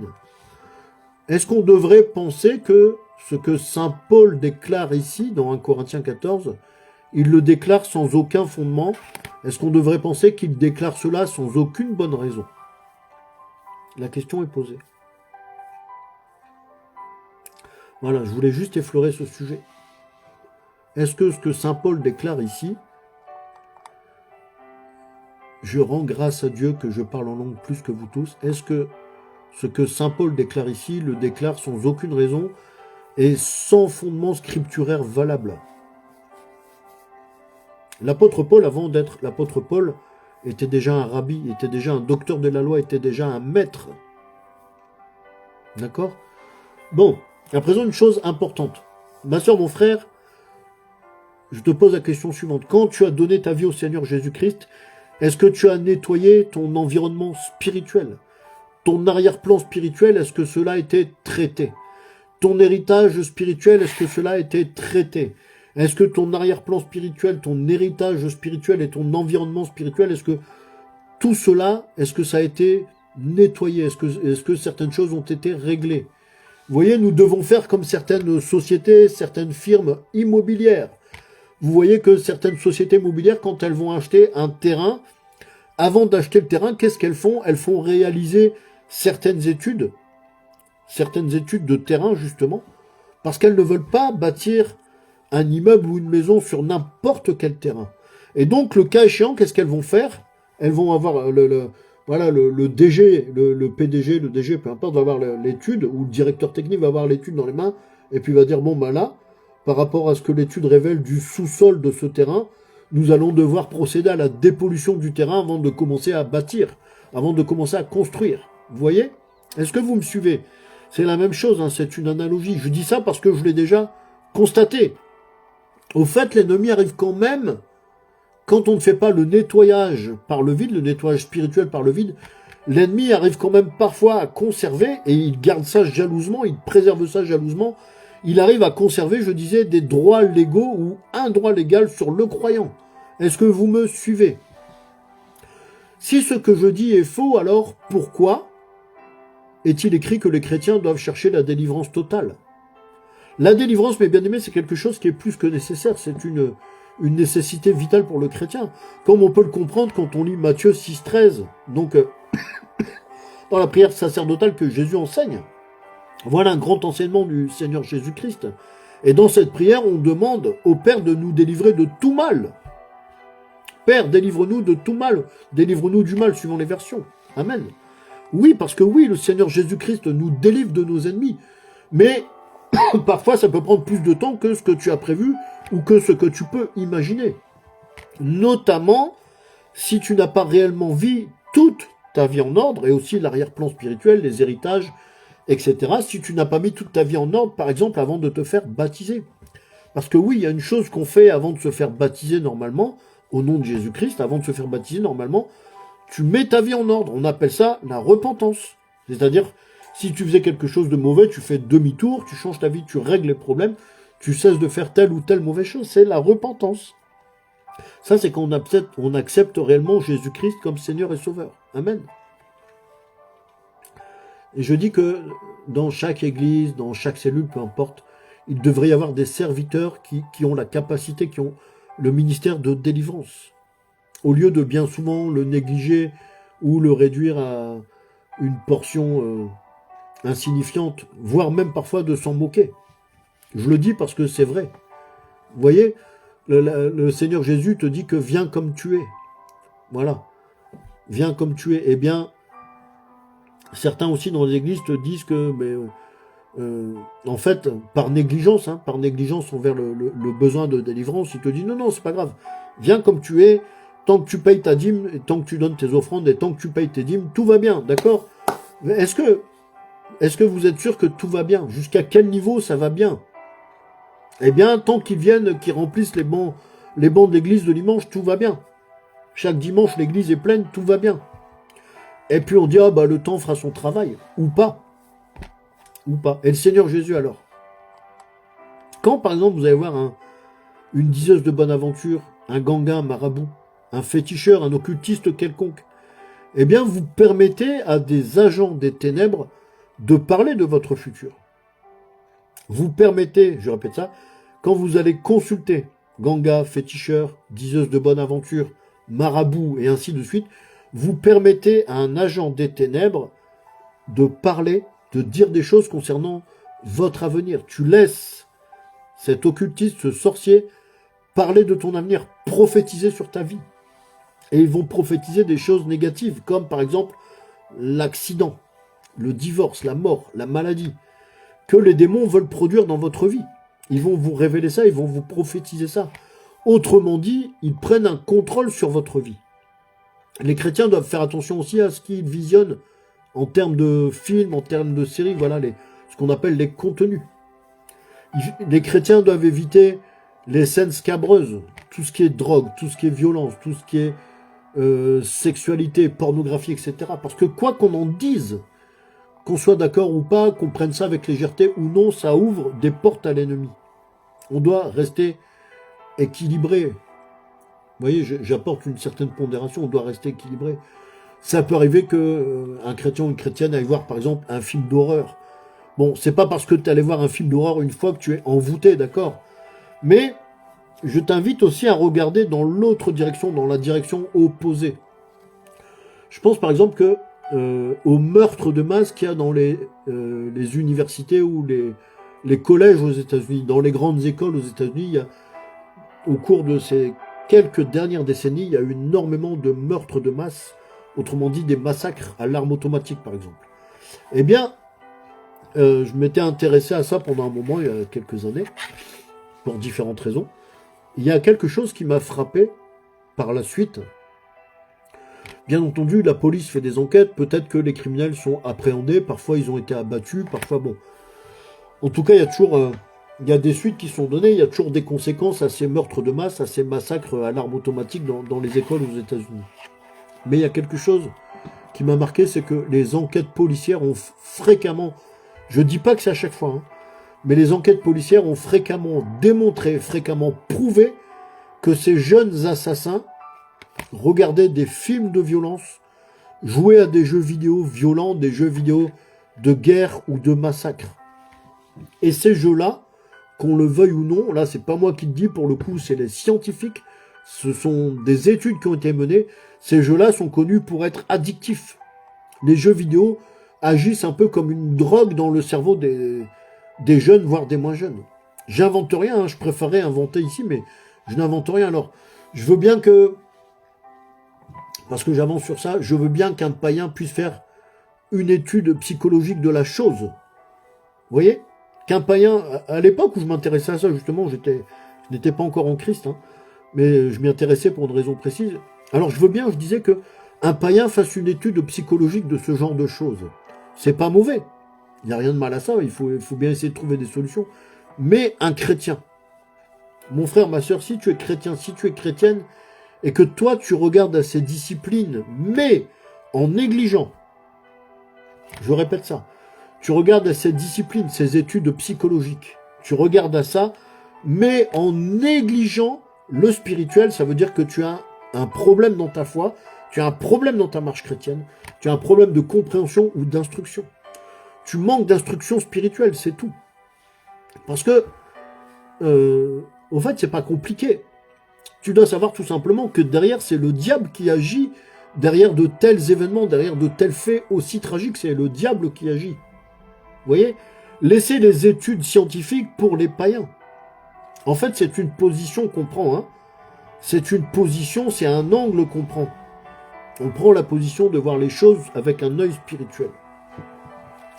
L'être humain, que l'on soit d'accord ou pas, est influencé dans le bon comme dans le mauvais. La Bible déclare que deux influences gouvernent le monde, la folie et la sagesse. La folie et la sagesse, ce sont les deux influences qui gouvernent le monde. Donc, qu'on soit d'accord ou non, l'être humain est influencé dans les bonnes choses comme dans les mauvaises choses.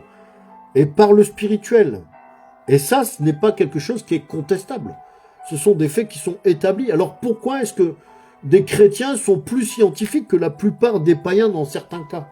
Est-ce que ces chrétiens ont vraiment cru dans le Seigneur Jésus-Christ? Est-ce que ces chrétiens lisent vraiment leur Bible? Moi, c'est des questions qui me taraudent, c'est des questions qui me tracassent. Et voilà pourquoi j'en parle ici. Et ça me ramène vraiment au sujet de la délivrance de tout à l'heure. Parce qu'il y a une similitude, une analogie. Pourquoi est-ce que certains hommes de Dieu, à ce moment-là, négligent à ce point le travail de délivrance? Il y a un rapport entre ces choses. Frère, si tu ne crois pas aux besoins de délivrance, si tu penses que tout ça c'est des faussetés, tout ça c'est des contes pour enfants ou des sornettes, ou que ça fait partie de l'ancien temps, par exemple, de l'Ancien Testament, je dis ceci, sache que tu n'es pas l'agent que tu dis que tu es. Si pour toi, par exemple, le travail de la délivrance, les choses spirituelles comme ça, ce sont des choses de l'ancien temps qui n'ont plus cours de nos jours, ce sont des faussetés ou des contes pour enfants, sache que tu n'es pas l'agent que tu dis que tu es. Peut-être malgré toi, mais je le dis quand même. La question n'est pas là. J'espère que je peux aider quelqu'un aussi à remettre en perspective certaines choses dans sa marche chrétienne, dans sa vie spirituelle. Amen. La télévision aussi, elle est comme une porte qui permet à différents esprits d'accéder à ta maison, à ton foyer. Je te donne un exemple par rapport à ça, la télévision. Toutes ces vieilles dames qui vivent toutes seules chez elles, soit elles sont veuves, soit elles sont célibataires, elles ont dans les peut-être 60, 70 ans, et chaque jour, vous savez, elles aiment bien, certaines mamies aiment beaucoup regarder les émissions sur les enquêtes, les meurtres inexpliqués, les enquêtes de police, vous voyez, elles aiment beaucoup toutes ces choses-là, ça les occupe, mais ça finit aussi par les influencer. Elles finissent vraiment par être influencées par ces émissions qu'elles regardent chaque jour.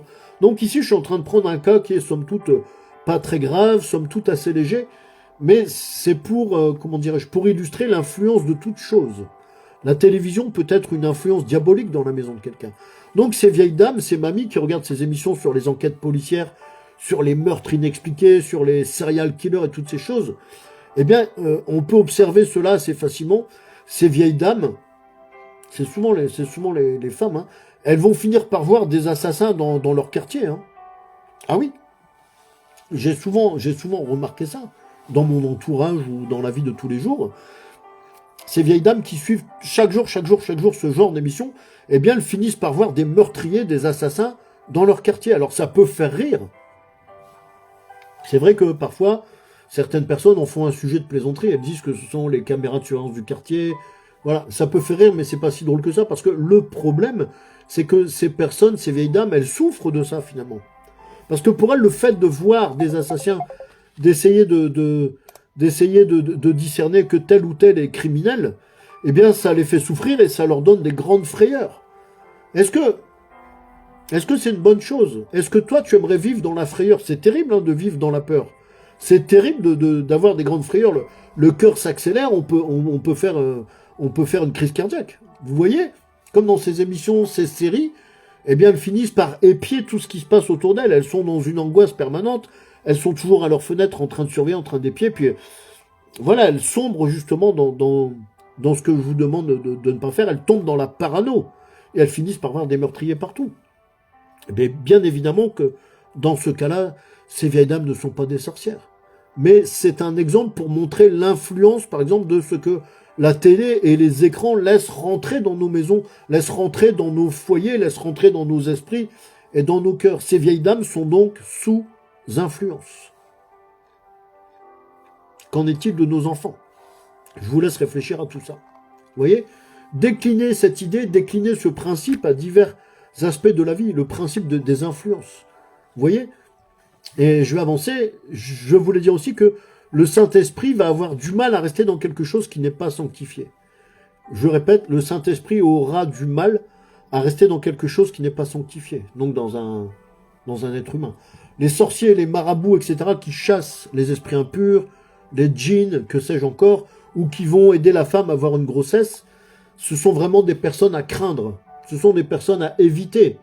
Parce qu'ils vous mettent en confiance en proposant une solution à votre problème. Ils vous mettent en confiance en vous donnant ce dont vous avez besoin.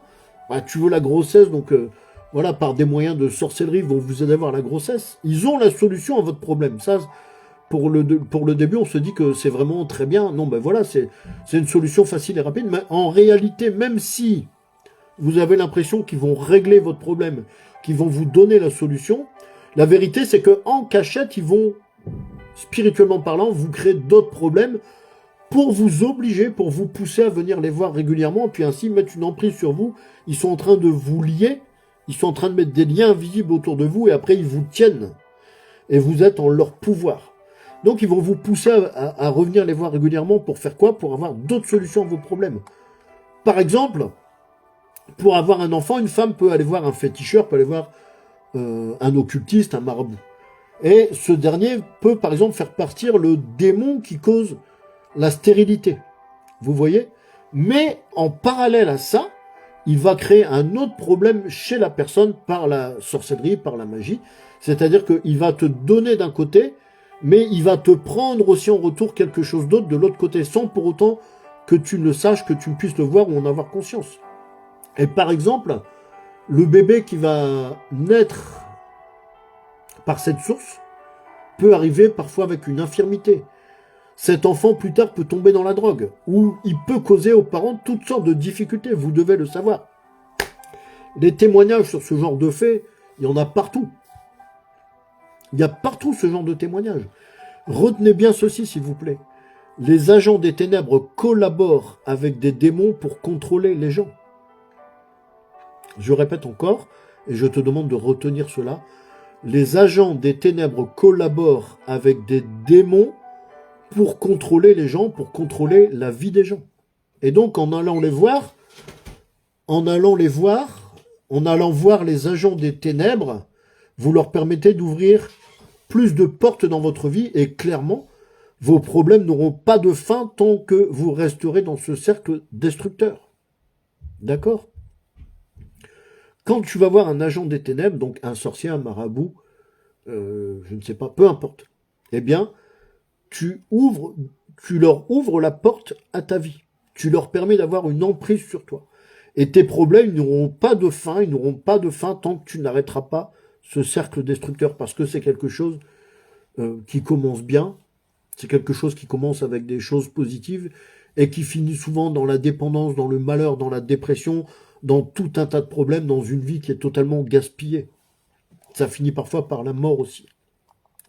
C'est pour cela que j'aimerais aussi que tu puisses retenir ceci. L'ignorance, l'ignorance est l'ami de Satan et l'ennemi des êtres humains. Retiens bien ceci. L'ignorance, c'est l'ami de Satan et l'ennemi des êtres humains. D'accord? En effet, tu peux pas, dans certains cas, tu ne peux pas invoquer ton ignorance pour te dédouaner et ne pas subir les conséquences des choix qui ont été les tiens, dans certains cas. Ce qu'un homme sème, il le moissonnera également. C'est ce que nous déclare la Bible. Tu ne peux pas ignorer, c'est fait, tu ne peux pas ignorer cela. À un moment donné, on peut pas dire ah mais je savais pas, je ne savais pas, je ne savais pas. Le fait de ne pas savoir, ce n'est pas ça qui va te sauver. Les conséquences seront là malgré ton ignorance. Et sans jeu de mots mal placé, eh bien le passage à la douane, ça va te coûter très cher. Tu sais une chose aussi, c'est que le diable utilise la sorcellerie, le diable utilise les sorciers, les occultistes, les cartomanciens, tout ce que tu veux. Il les utilise, mais il les presse comme des citrons. Et puis quand il a fini de les presser comme des citrons, quand il n'y a plus rien à en tirer, il s'en débarrasse. Point final.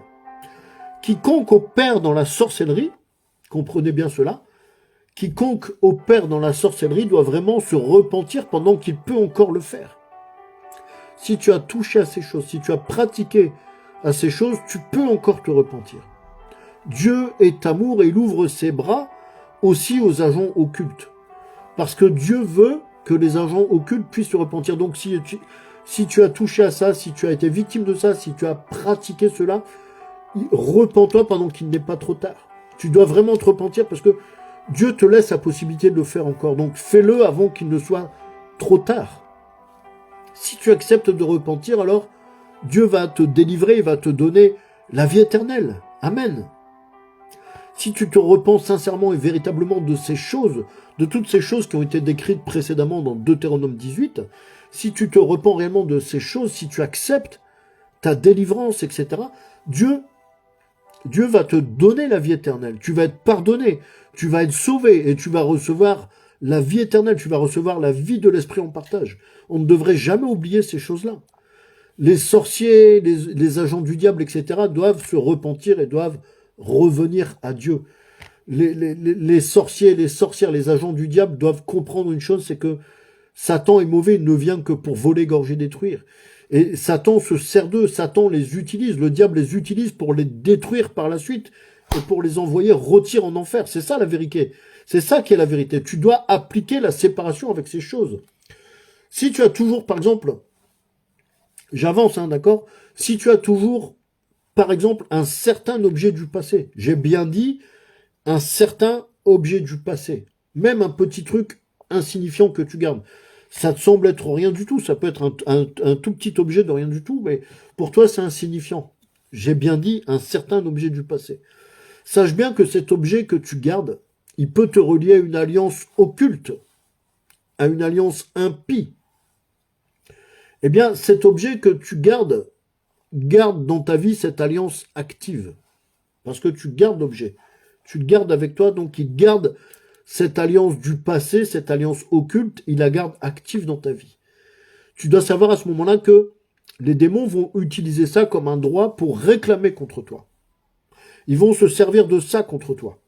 Ils vont utiliser cet objet contre toi, cette alliance contre toi, pour te nuire, pour te détruire, pour maîtriser ta vie, pour que tu sois totalement soumis, pour que tu sois totalement esclave. Voilà, maintenant tu sais cela, tu es avisé de cela. Donc si tu as connaissance de ça, débarrasse-toi de ces choses. Mets ta vie en ordre. Vous voyez? Mettre sa vie en ordre, ça ne veut pas seulement dire d'arranger d'aller arranger les choses avec certaines personnes avec qui tu as eu des problèmes. D'accord? C'est pas seulement ça, mettre sa vie en ordre. C'est ce que je disais tout à l'heure, il faut appliquer la séparation. Donc tu dois te séparer des cadeaux, des relations impies, mauvaises du passé, des pratiques religieuses non bibliques. Tu dois te séparer des pratiques religieuses non bibliques que tu as pu avoir à pratiquer. Tu peux te débarrasser des objets que le Saint-Esprit va t'indiquer. Ça va se passer d'une manière subtile. Hein. Faut pas croire qu'on va venir te secouer en te disant il faut te débarrasser ça. Non, c'est plus subtil que ça, mais j'essaye d'expliquer.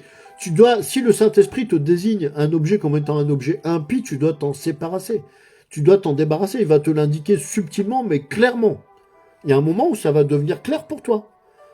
Il va te le dire clairement, directement, ou par exemple à travers un homme de Dieu qui a ce mandat, qui a cette capacité, cette compétence. L'homme de Dieu va te dire que l'Esprit me montre que tu dois te débarrasser de telle chose. N'hésitez même pas à brûler un objet quelconque si l'Esprit Saint le demande. J'ai bien dit l'Esprit Saint, le Saint-Esprit. Vous devez vous demander, par rapport à ce que je viens d'expliquer ici, pose-toi la question, mon frère, ma sœur, là où tu es arrivé maintenant, là où tu en es, tu dois te poser cette question. Quel est le droit légal de l'ennemi dans ma vie? Pose-toi cette question si tu as par exemple des soucis ou des blocages dans ta vie, mais de manière répétée, de manière anormale. Il ne faut pas confondre les blocages avec les difficultés habituelles de la vie, ce qu'on appelle les épines de la vie. Mais vraiment des choses où ça bloque, par exemple une pauvreté qui persiste dans ta vie. Tu as une pauvreté qui persiste dans ta vie, où tu n'arrives pas à te marier, tu n'arrives pas à avoir des enfants, tu restes toujours au chômage, tu n'arrives pas à trouver de travail. Il y a une question que tu dois te poser. Quel est le droit légal de l'ennemi dans ma vie? Et parfois, eh bien, pour répondre à cette question, tu vas devoir faire des enquêtes. Entre guillemets, hein, des enquêtes. Le terme est fort, mais j'emploie volontairement un terme qui est fort. Tu vas devoir faire des enquêtes, tu vas devoir passer au radar tout ton arrière-plan spirituel, tout ton héritage. Tu vas devoir aller chercher dans ta famille. Est-ce qu'il y a eu des alliances? Est-ce qu'il y a eu ceci? Est-ce qu'il y a eu cela? Tu vois un peu. Quel est le droit légal de l'ennemi dans ma vie? Si tu vois qu'il y a des blocages, des problèmes anormaux, si tu vois qu'il y a, je sais pas, des maladies récurrentes, j'en sais rien. Vous voyez? Et le droit légal que l'ennemi peut avoir dans ta vie, mon frère, ma sœur, je vais ici te donner les cas principaux qui donnent un accès légal au diable dans ta vie. Je vais pas tout dire, il y a toute une nomenclature, et puis je ferai prochainement un enseignement assez complet sur ces choses.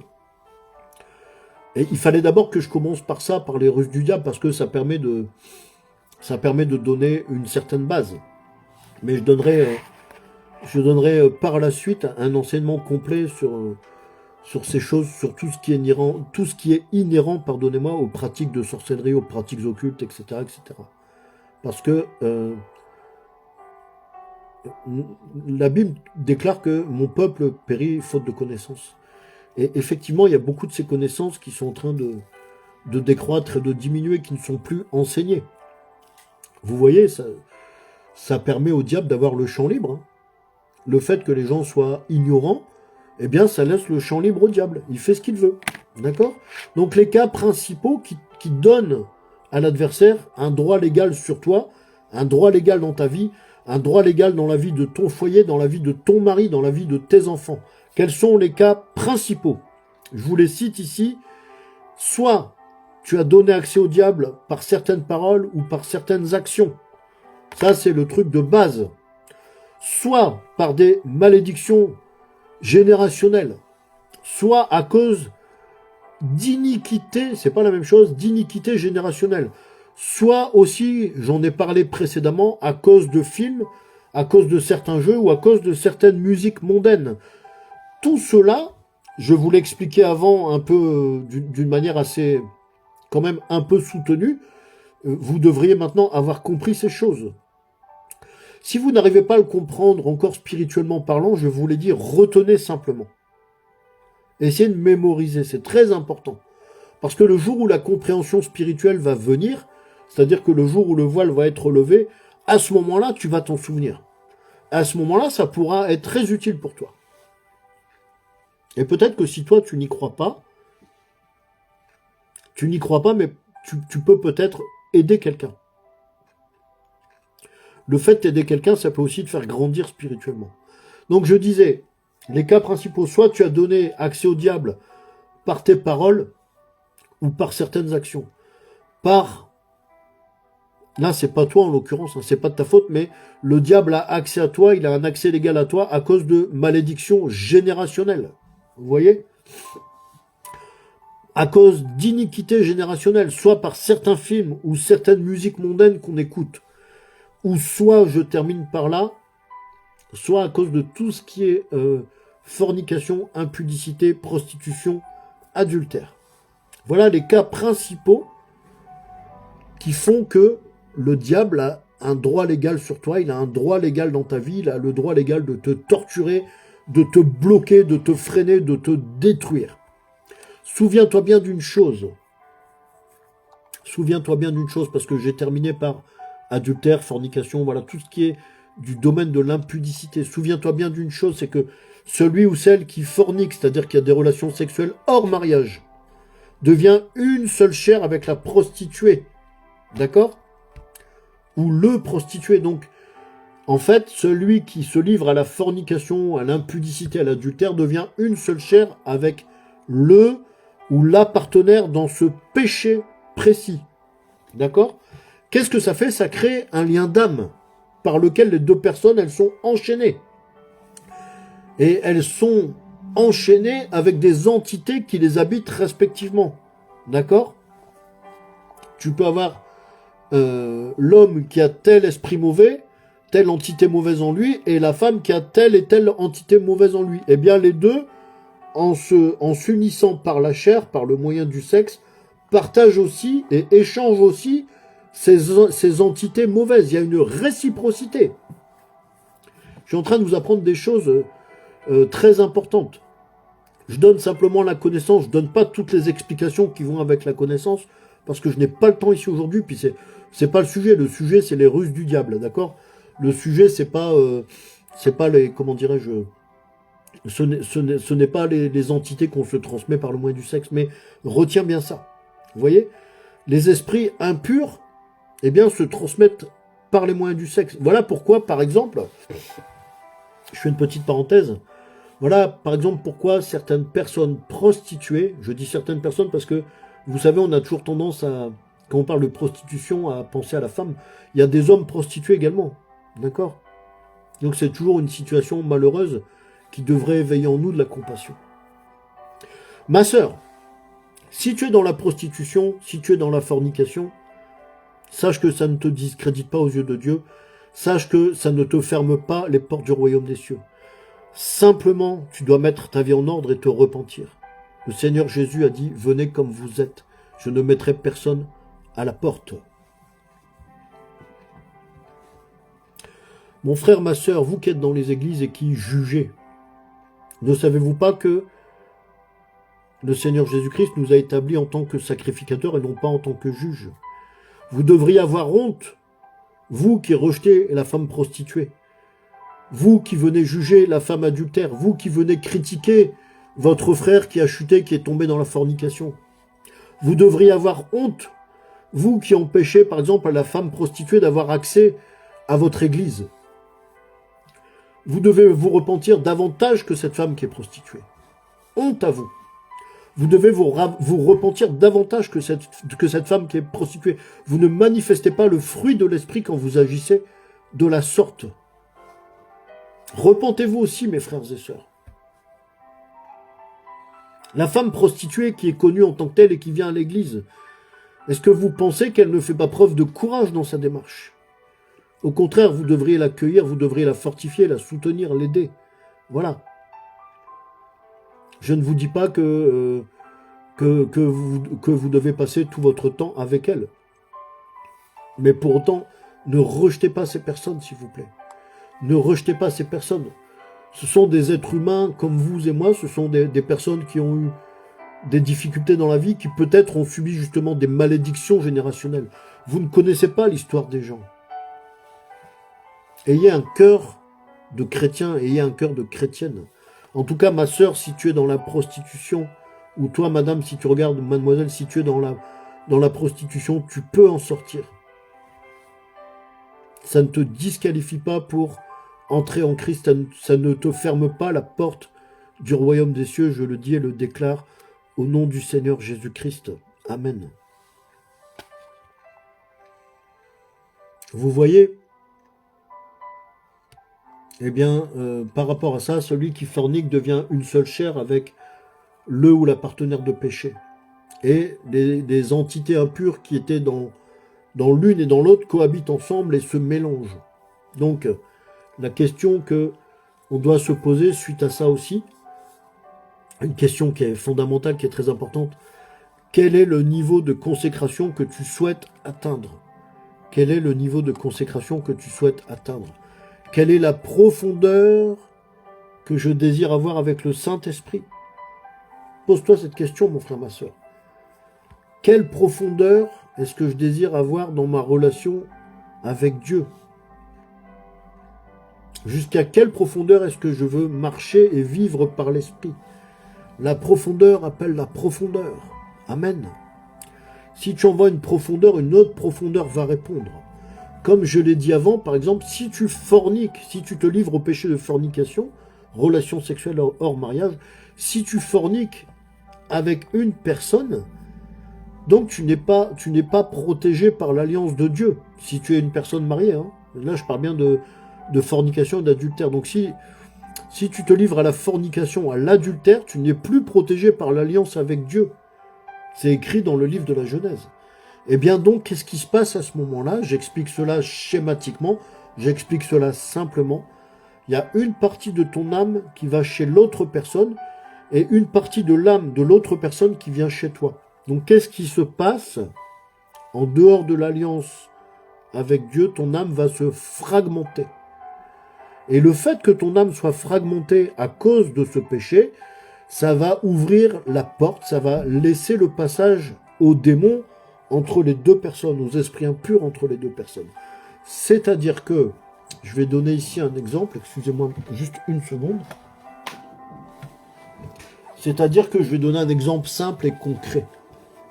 Ça permet le passage aux démons entre les deux personnes. Je te donne un cas simple et concret à titre d'exemple. Si l'autre avec qui tu as commis le péché d'adultère souffre, par exemple, de dépression, tu vas aussi être atteint par les symptômes de la dépression. D'accord? Idem avec, de la même manière que si l'autre a un esprit de colère, tu vas être atteint par l'esprit de colère. Si l'autre, c'est une personne qui est sadique, tu vas être atteint par les effets du sadisme. Si l'autre est un glouton, un gourmand, tu vas être aussi atteint et touché par cela. Mais d'une manière ou d'une autre. C'est parfois plus subtil qu'on l'imagine. C'est pas parce que l'autre a des esprits de colère que toi aussi, d'un seul coup, tu vas te mettre à manifester de la colère. Ça ne se passe pas aussi simplement que ça. Mais ça va commencer à t'atteindre. Tu vas sentir des choses en toi qui commencent à être bouleversées. Tu vas sentir une espèce de malaise, etc., etc. Vous voyez le tueur en série qui s'appelait, bon, je ne vais pas faire de publicité, mais qui s'appelait Michel Fourniret. Regardez dans quelles conditions sa femme s'est retrouvée. Les abominations, les horreurs qu'il a commis, elle a fini, au départ, elle était un peu ignorante, en fait. Elle ne savait pas trop, elle comprenait pas trop, puis petit à petit, elle a fini par comprendre. Et petit à petit, c'est très insidieux. Petit à petit, elle s'est mise à participer. Elle est devenue elle-même agent. C'est-à-dire qu'elle a pris une part active, par exemple, pour kidnapper des jeunes femmes afin qu'ils puissent les tuer, etc., etc. On est toujours atteint, on est toujours touché par les démons de l'autre. Vous vivrez à ce moment-là un peu les mêmes symptômes que l'autre. Et à moins de vous repentir et de refermer ces portes, c'est-à-dire en fait de régler le problème, c'est-à-dire en fait de régler la situation, de remettre les choses en ordre. Si tu remets les choses avec Dieu, tu peux être libéré de ça. Si tu ne remets pas les choses en ordre, si tu ne te repens pas, tu ne peux pas être libéré de ça. Amen. C'est pas pour faire peur, hein, c'est comme ça. C'est la parole de Dieu, tout simplement. Voilà encore une chose très importante, on est dans la dispensation de la grâce. Et en cette dispensation de la grâce, je mets ça entre guillemets, ne venez pas me dire que ce n'est pas scripturaire, c'est juste, je parle simplement pour me faire comprendre le mieux possible par le plus grand nombre de personnes. Donc, entre guillemets, la base du chrétien, c'est le Saint-Esprit. Amen. C'est la dispensation de la grâce. C'est là où Dieu a déversé, a donné, a scellé le chrétien par son Saint-Esprit. Et la base du chrétien, c'est le Saint-Esprit. Amen. Et la délivrance va de pair avec la repentance. Amen. Pourquoi? Parce que ces deux aspects sont connectés. Délivrance et repentance, ça marche ensemble. Amen.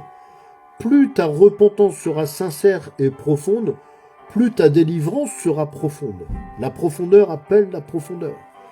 Plus tu vas te repentir sincèrement et en profondeur, c'est-à-dire que tu vas aller fouiller dans tous les aspects de ta vie, tu vas aller fouiller dans ton environnement spirituel, tout ce qu'on a vu de tout à l'heure, plus ta délivrance sera profonde et efficace.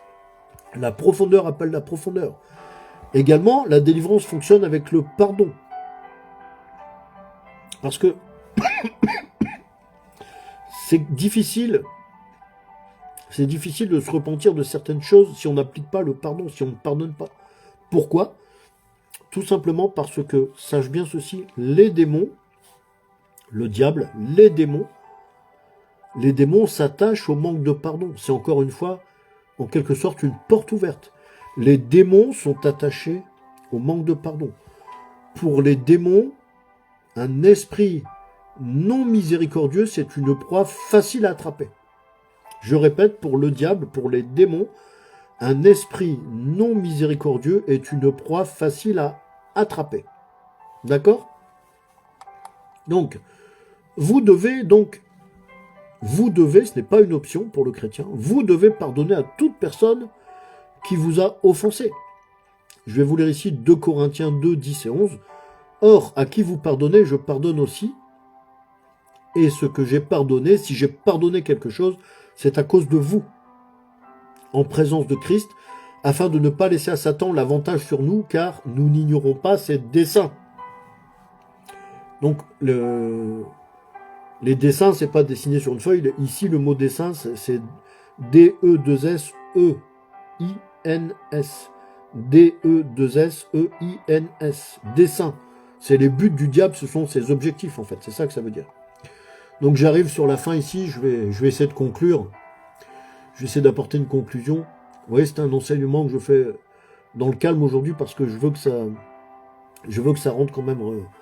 Je veux que ça aille loin en vous, que ça rentre loin en profondeur. Je dirais que pour conclure, par rapport à toutes ces choses, quand on est chrétien, la délivrance, c'est pas une option, c'est une nécessité. Qui peut se targuer d'avoir complètement épuré, purifié tout son environnement spirituel, tout son héritage, tout son passé, toutes les alliances du passé, etc. Il y aura toujours des choses qu'on va oublier, il y aura toujours des choses qu'on va ignorer. Et il n'y a qu'au fur et à mesure, par révélation, qu'on peut savoir certaines choses.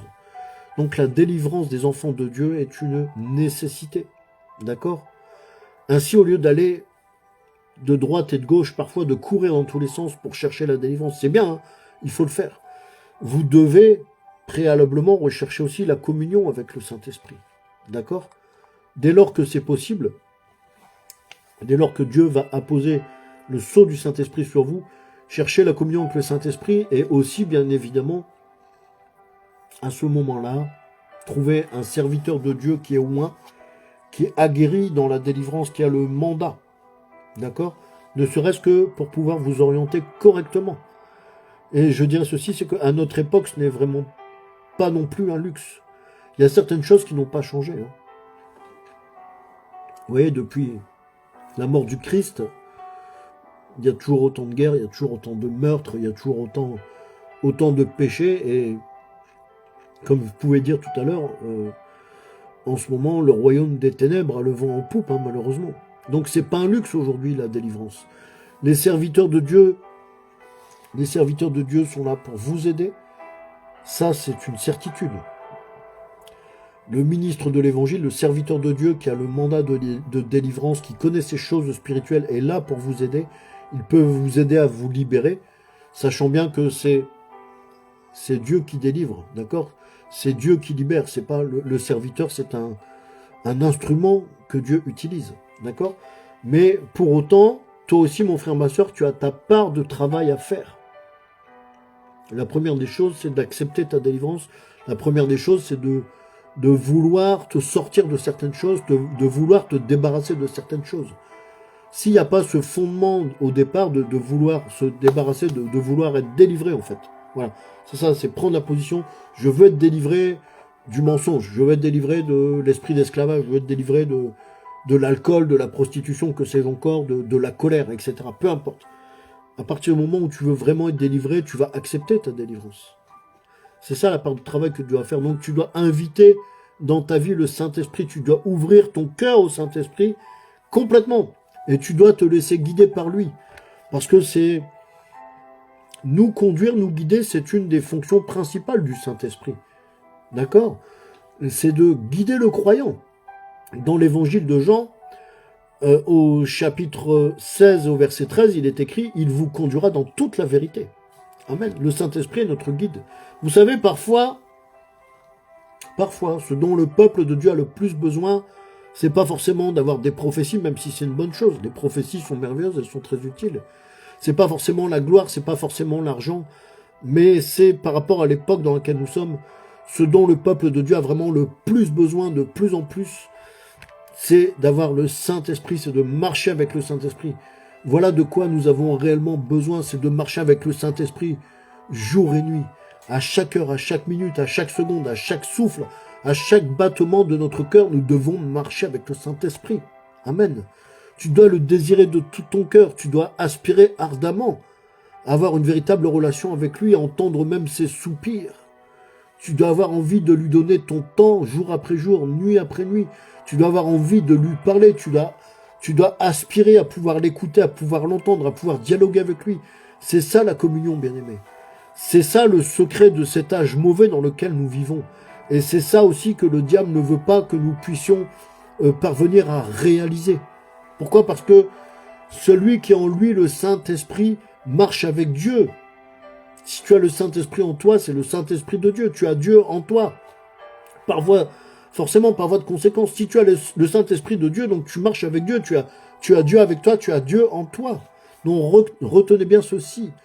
Si tu marches dans la volonté de Dieu, si tu marches dans la crainte de Dieu, dans l'obéissance de Dieu, si tu l'aimes comme lui t'a aimé, il nous a aimé en premier, mais si tu l'aimes comme il t'aime, mon frère, ma sœur, alors là, tu as tout. Si tu l'aimes comme il t'aime, le diable ne pourra rien contre toi. Mais pour autant, tu seras quand même attaqué. Vous voyez, un chrétien qui ne subit jamais les assauts du diable, un chrétien qui n'est jamais attaqué par le diable, c'est bizarre.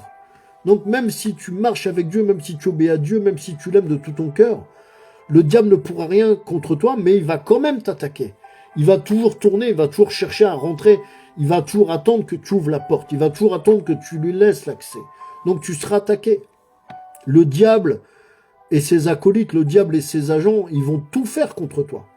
Mais Dieu t'a scellé. Le Saint-Esprit est le sceau de Dieu. Amen. Le Saint-Esprit est le sceau de Dieu. Amen. Quand tu es scellé du sceau de Dieu, tu vis et tu marches dans sa grâce. Tu vis et tu marches dans son amour. Tu marches avec sa puissance. Tu marches avec la puissance de El Shaddai, le Tout-Puissant. Et alors tu vas écraser tes ennemis. Ils vont essayer de t'attaquer, mais tu vas les écraser. Et alors tu vas écraser les serpents et les scorpions parce que c'est le pouvoir que tu as. C'est le pouvoir que tu as. Tu marches avec la puissance de Dieu. Tu marches avec l'autorité du nom de Jésus-Christ. Et rien ni personne ne prévaudra contre toi. Amen. Mon frère, ma sœur, si tu as le Saint-Esprit, tu as tout ce que tu as besoin d'avoir. C'était votre frère Joël. Que le Seigneur vous bénisse abondamment. Que le Seigneur vous bénisse richement, qu'il vous protège, ainsi que vos maisons. Soyez richement bénis, je vous dis à très bientôt. Je vous dis shalom.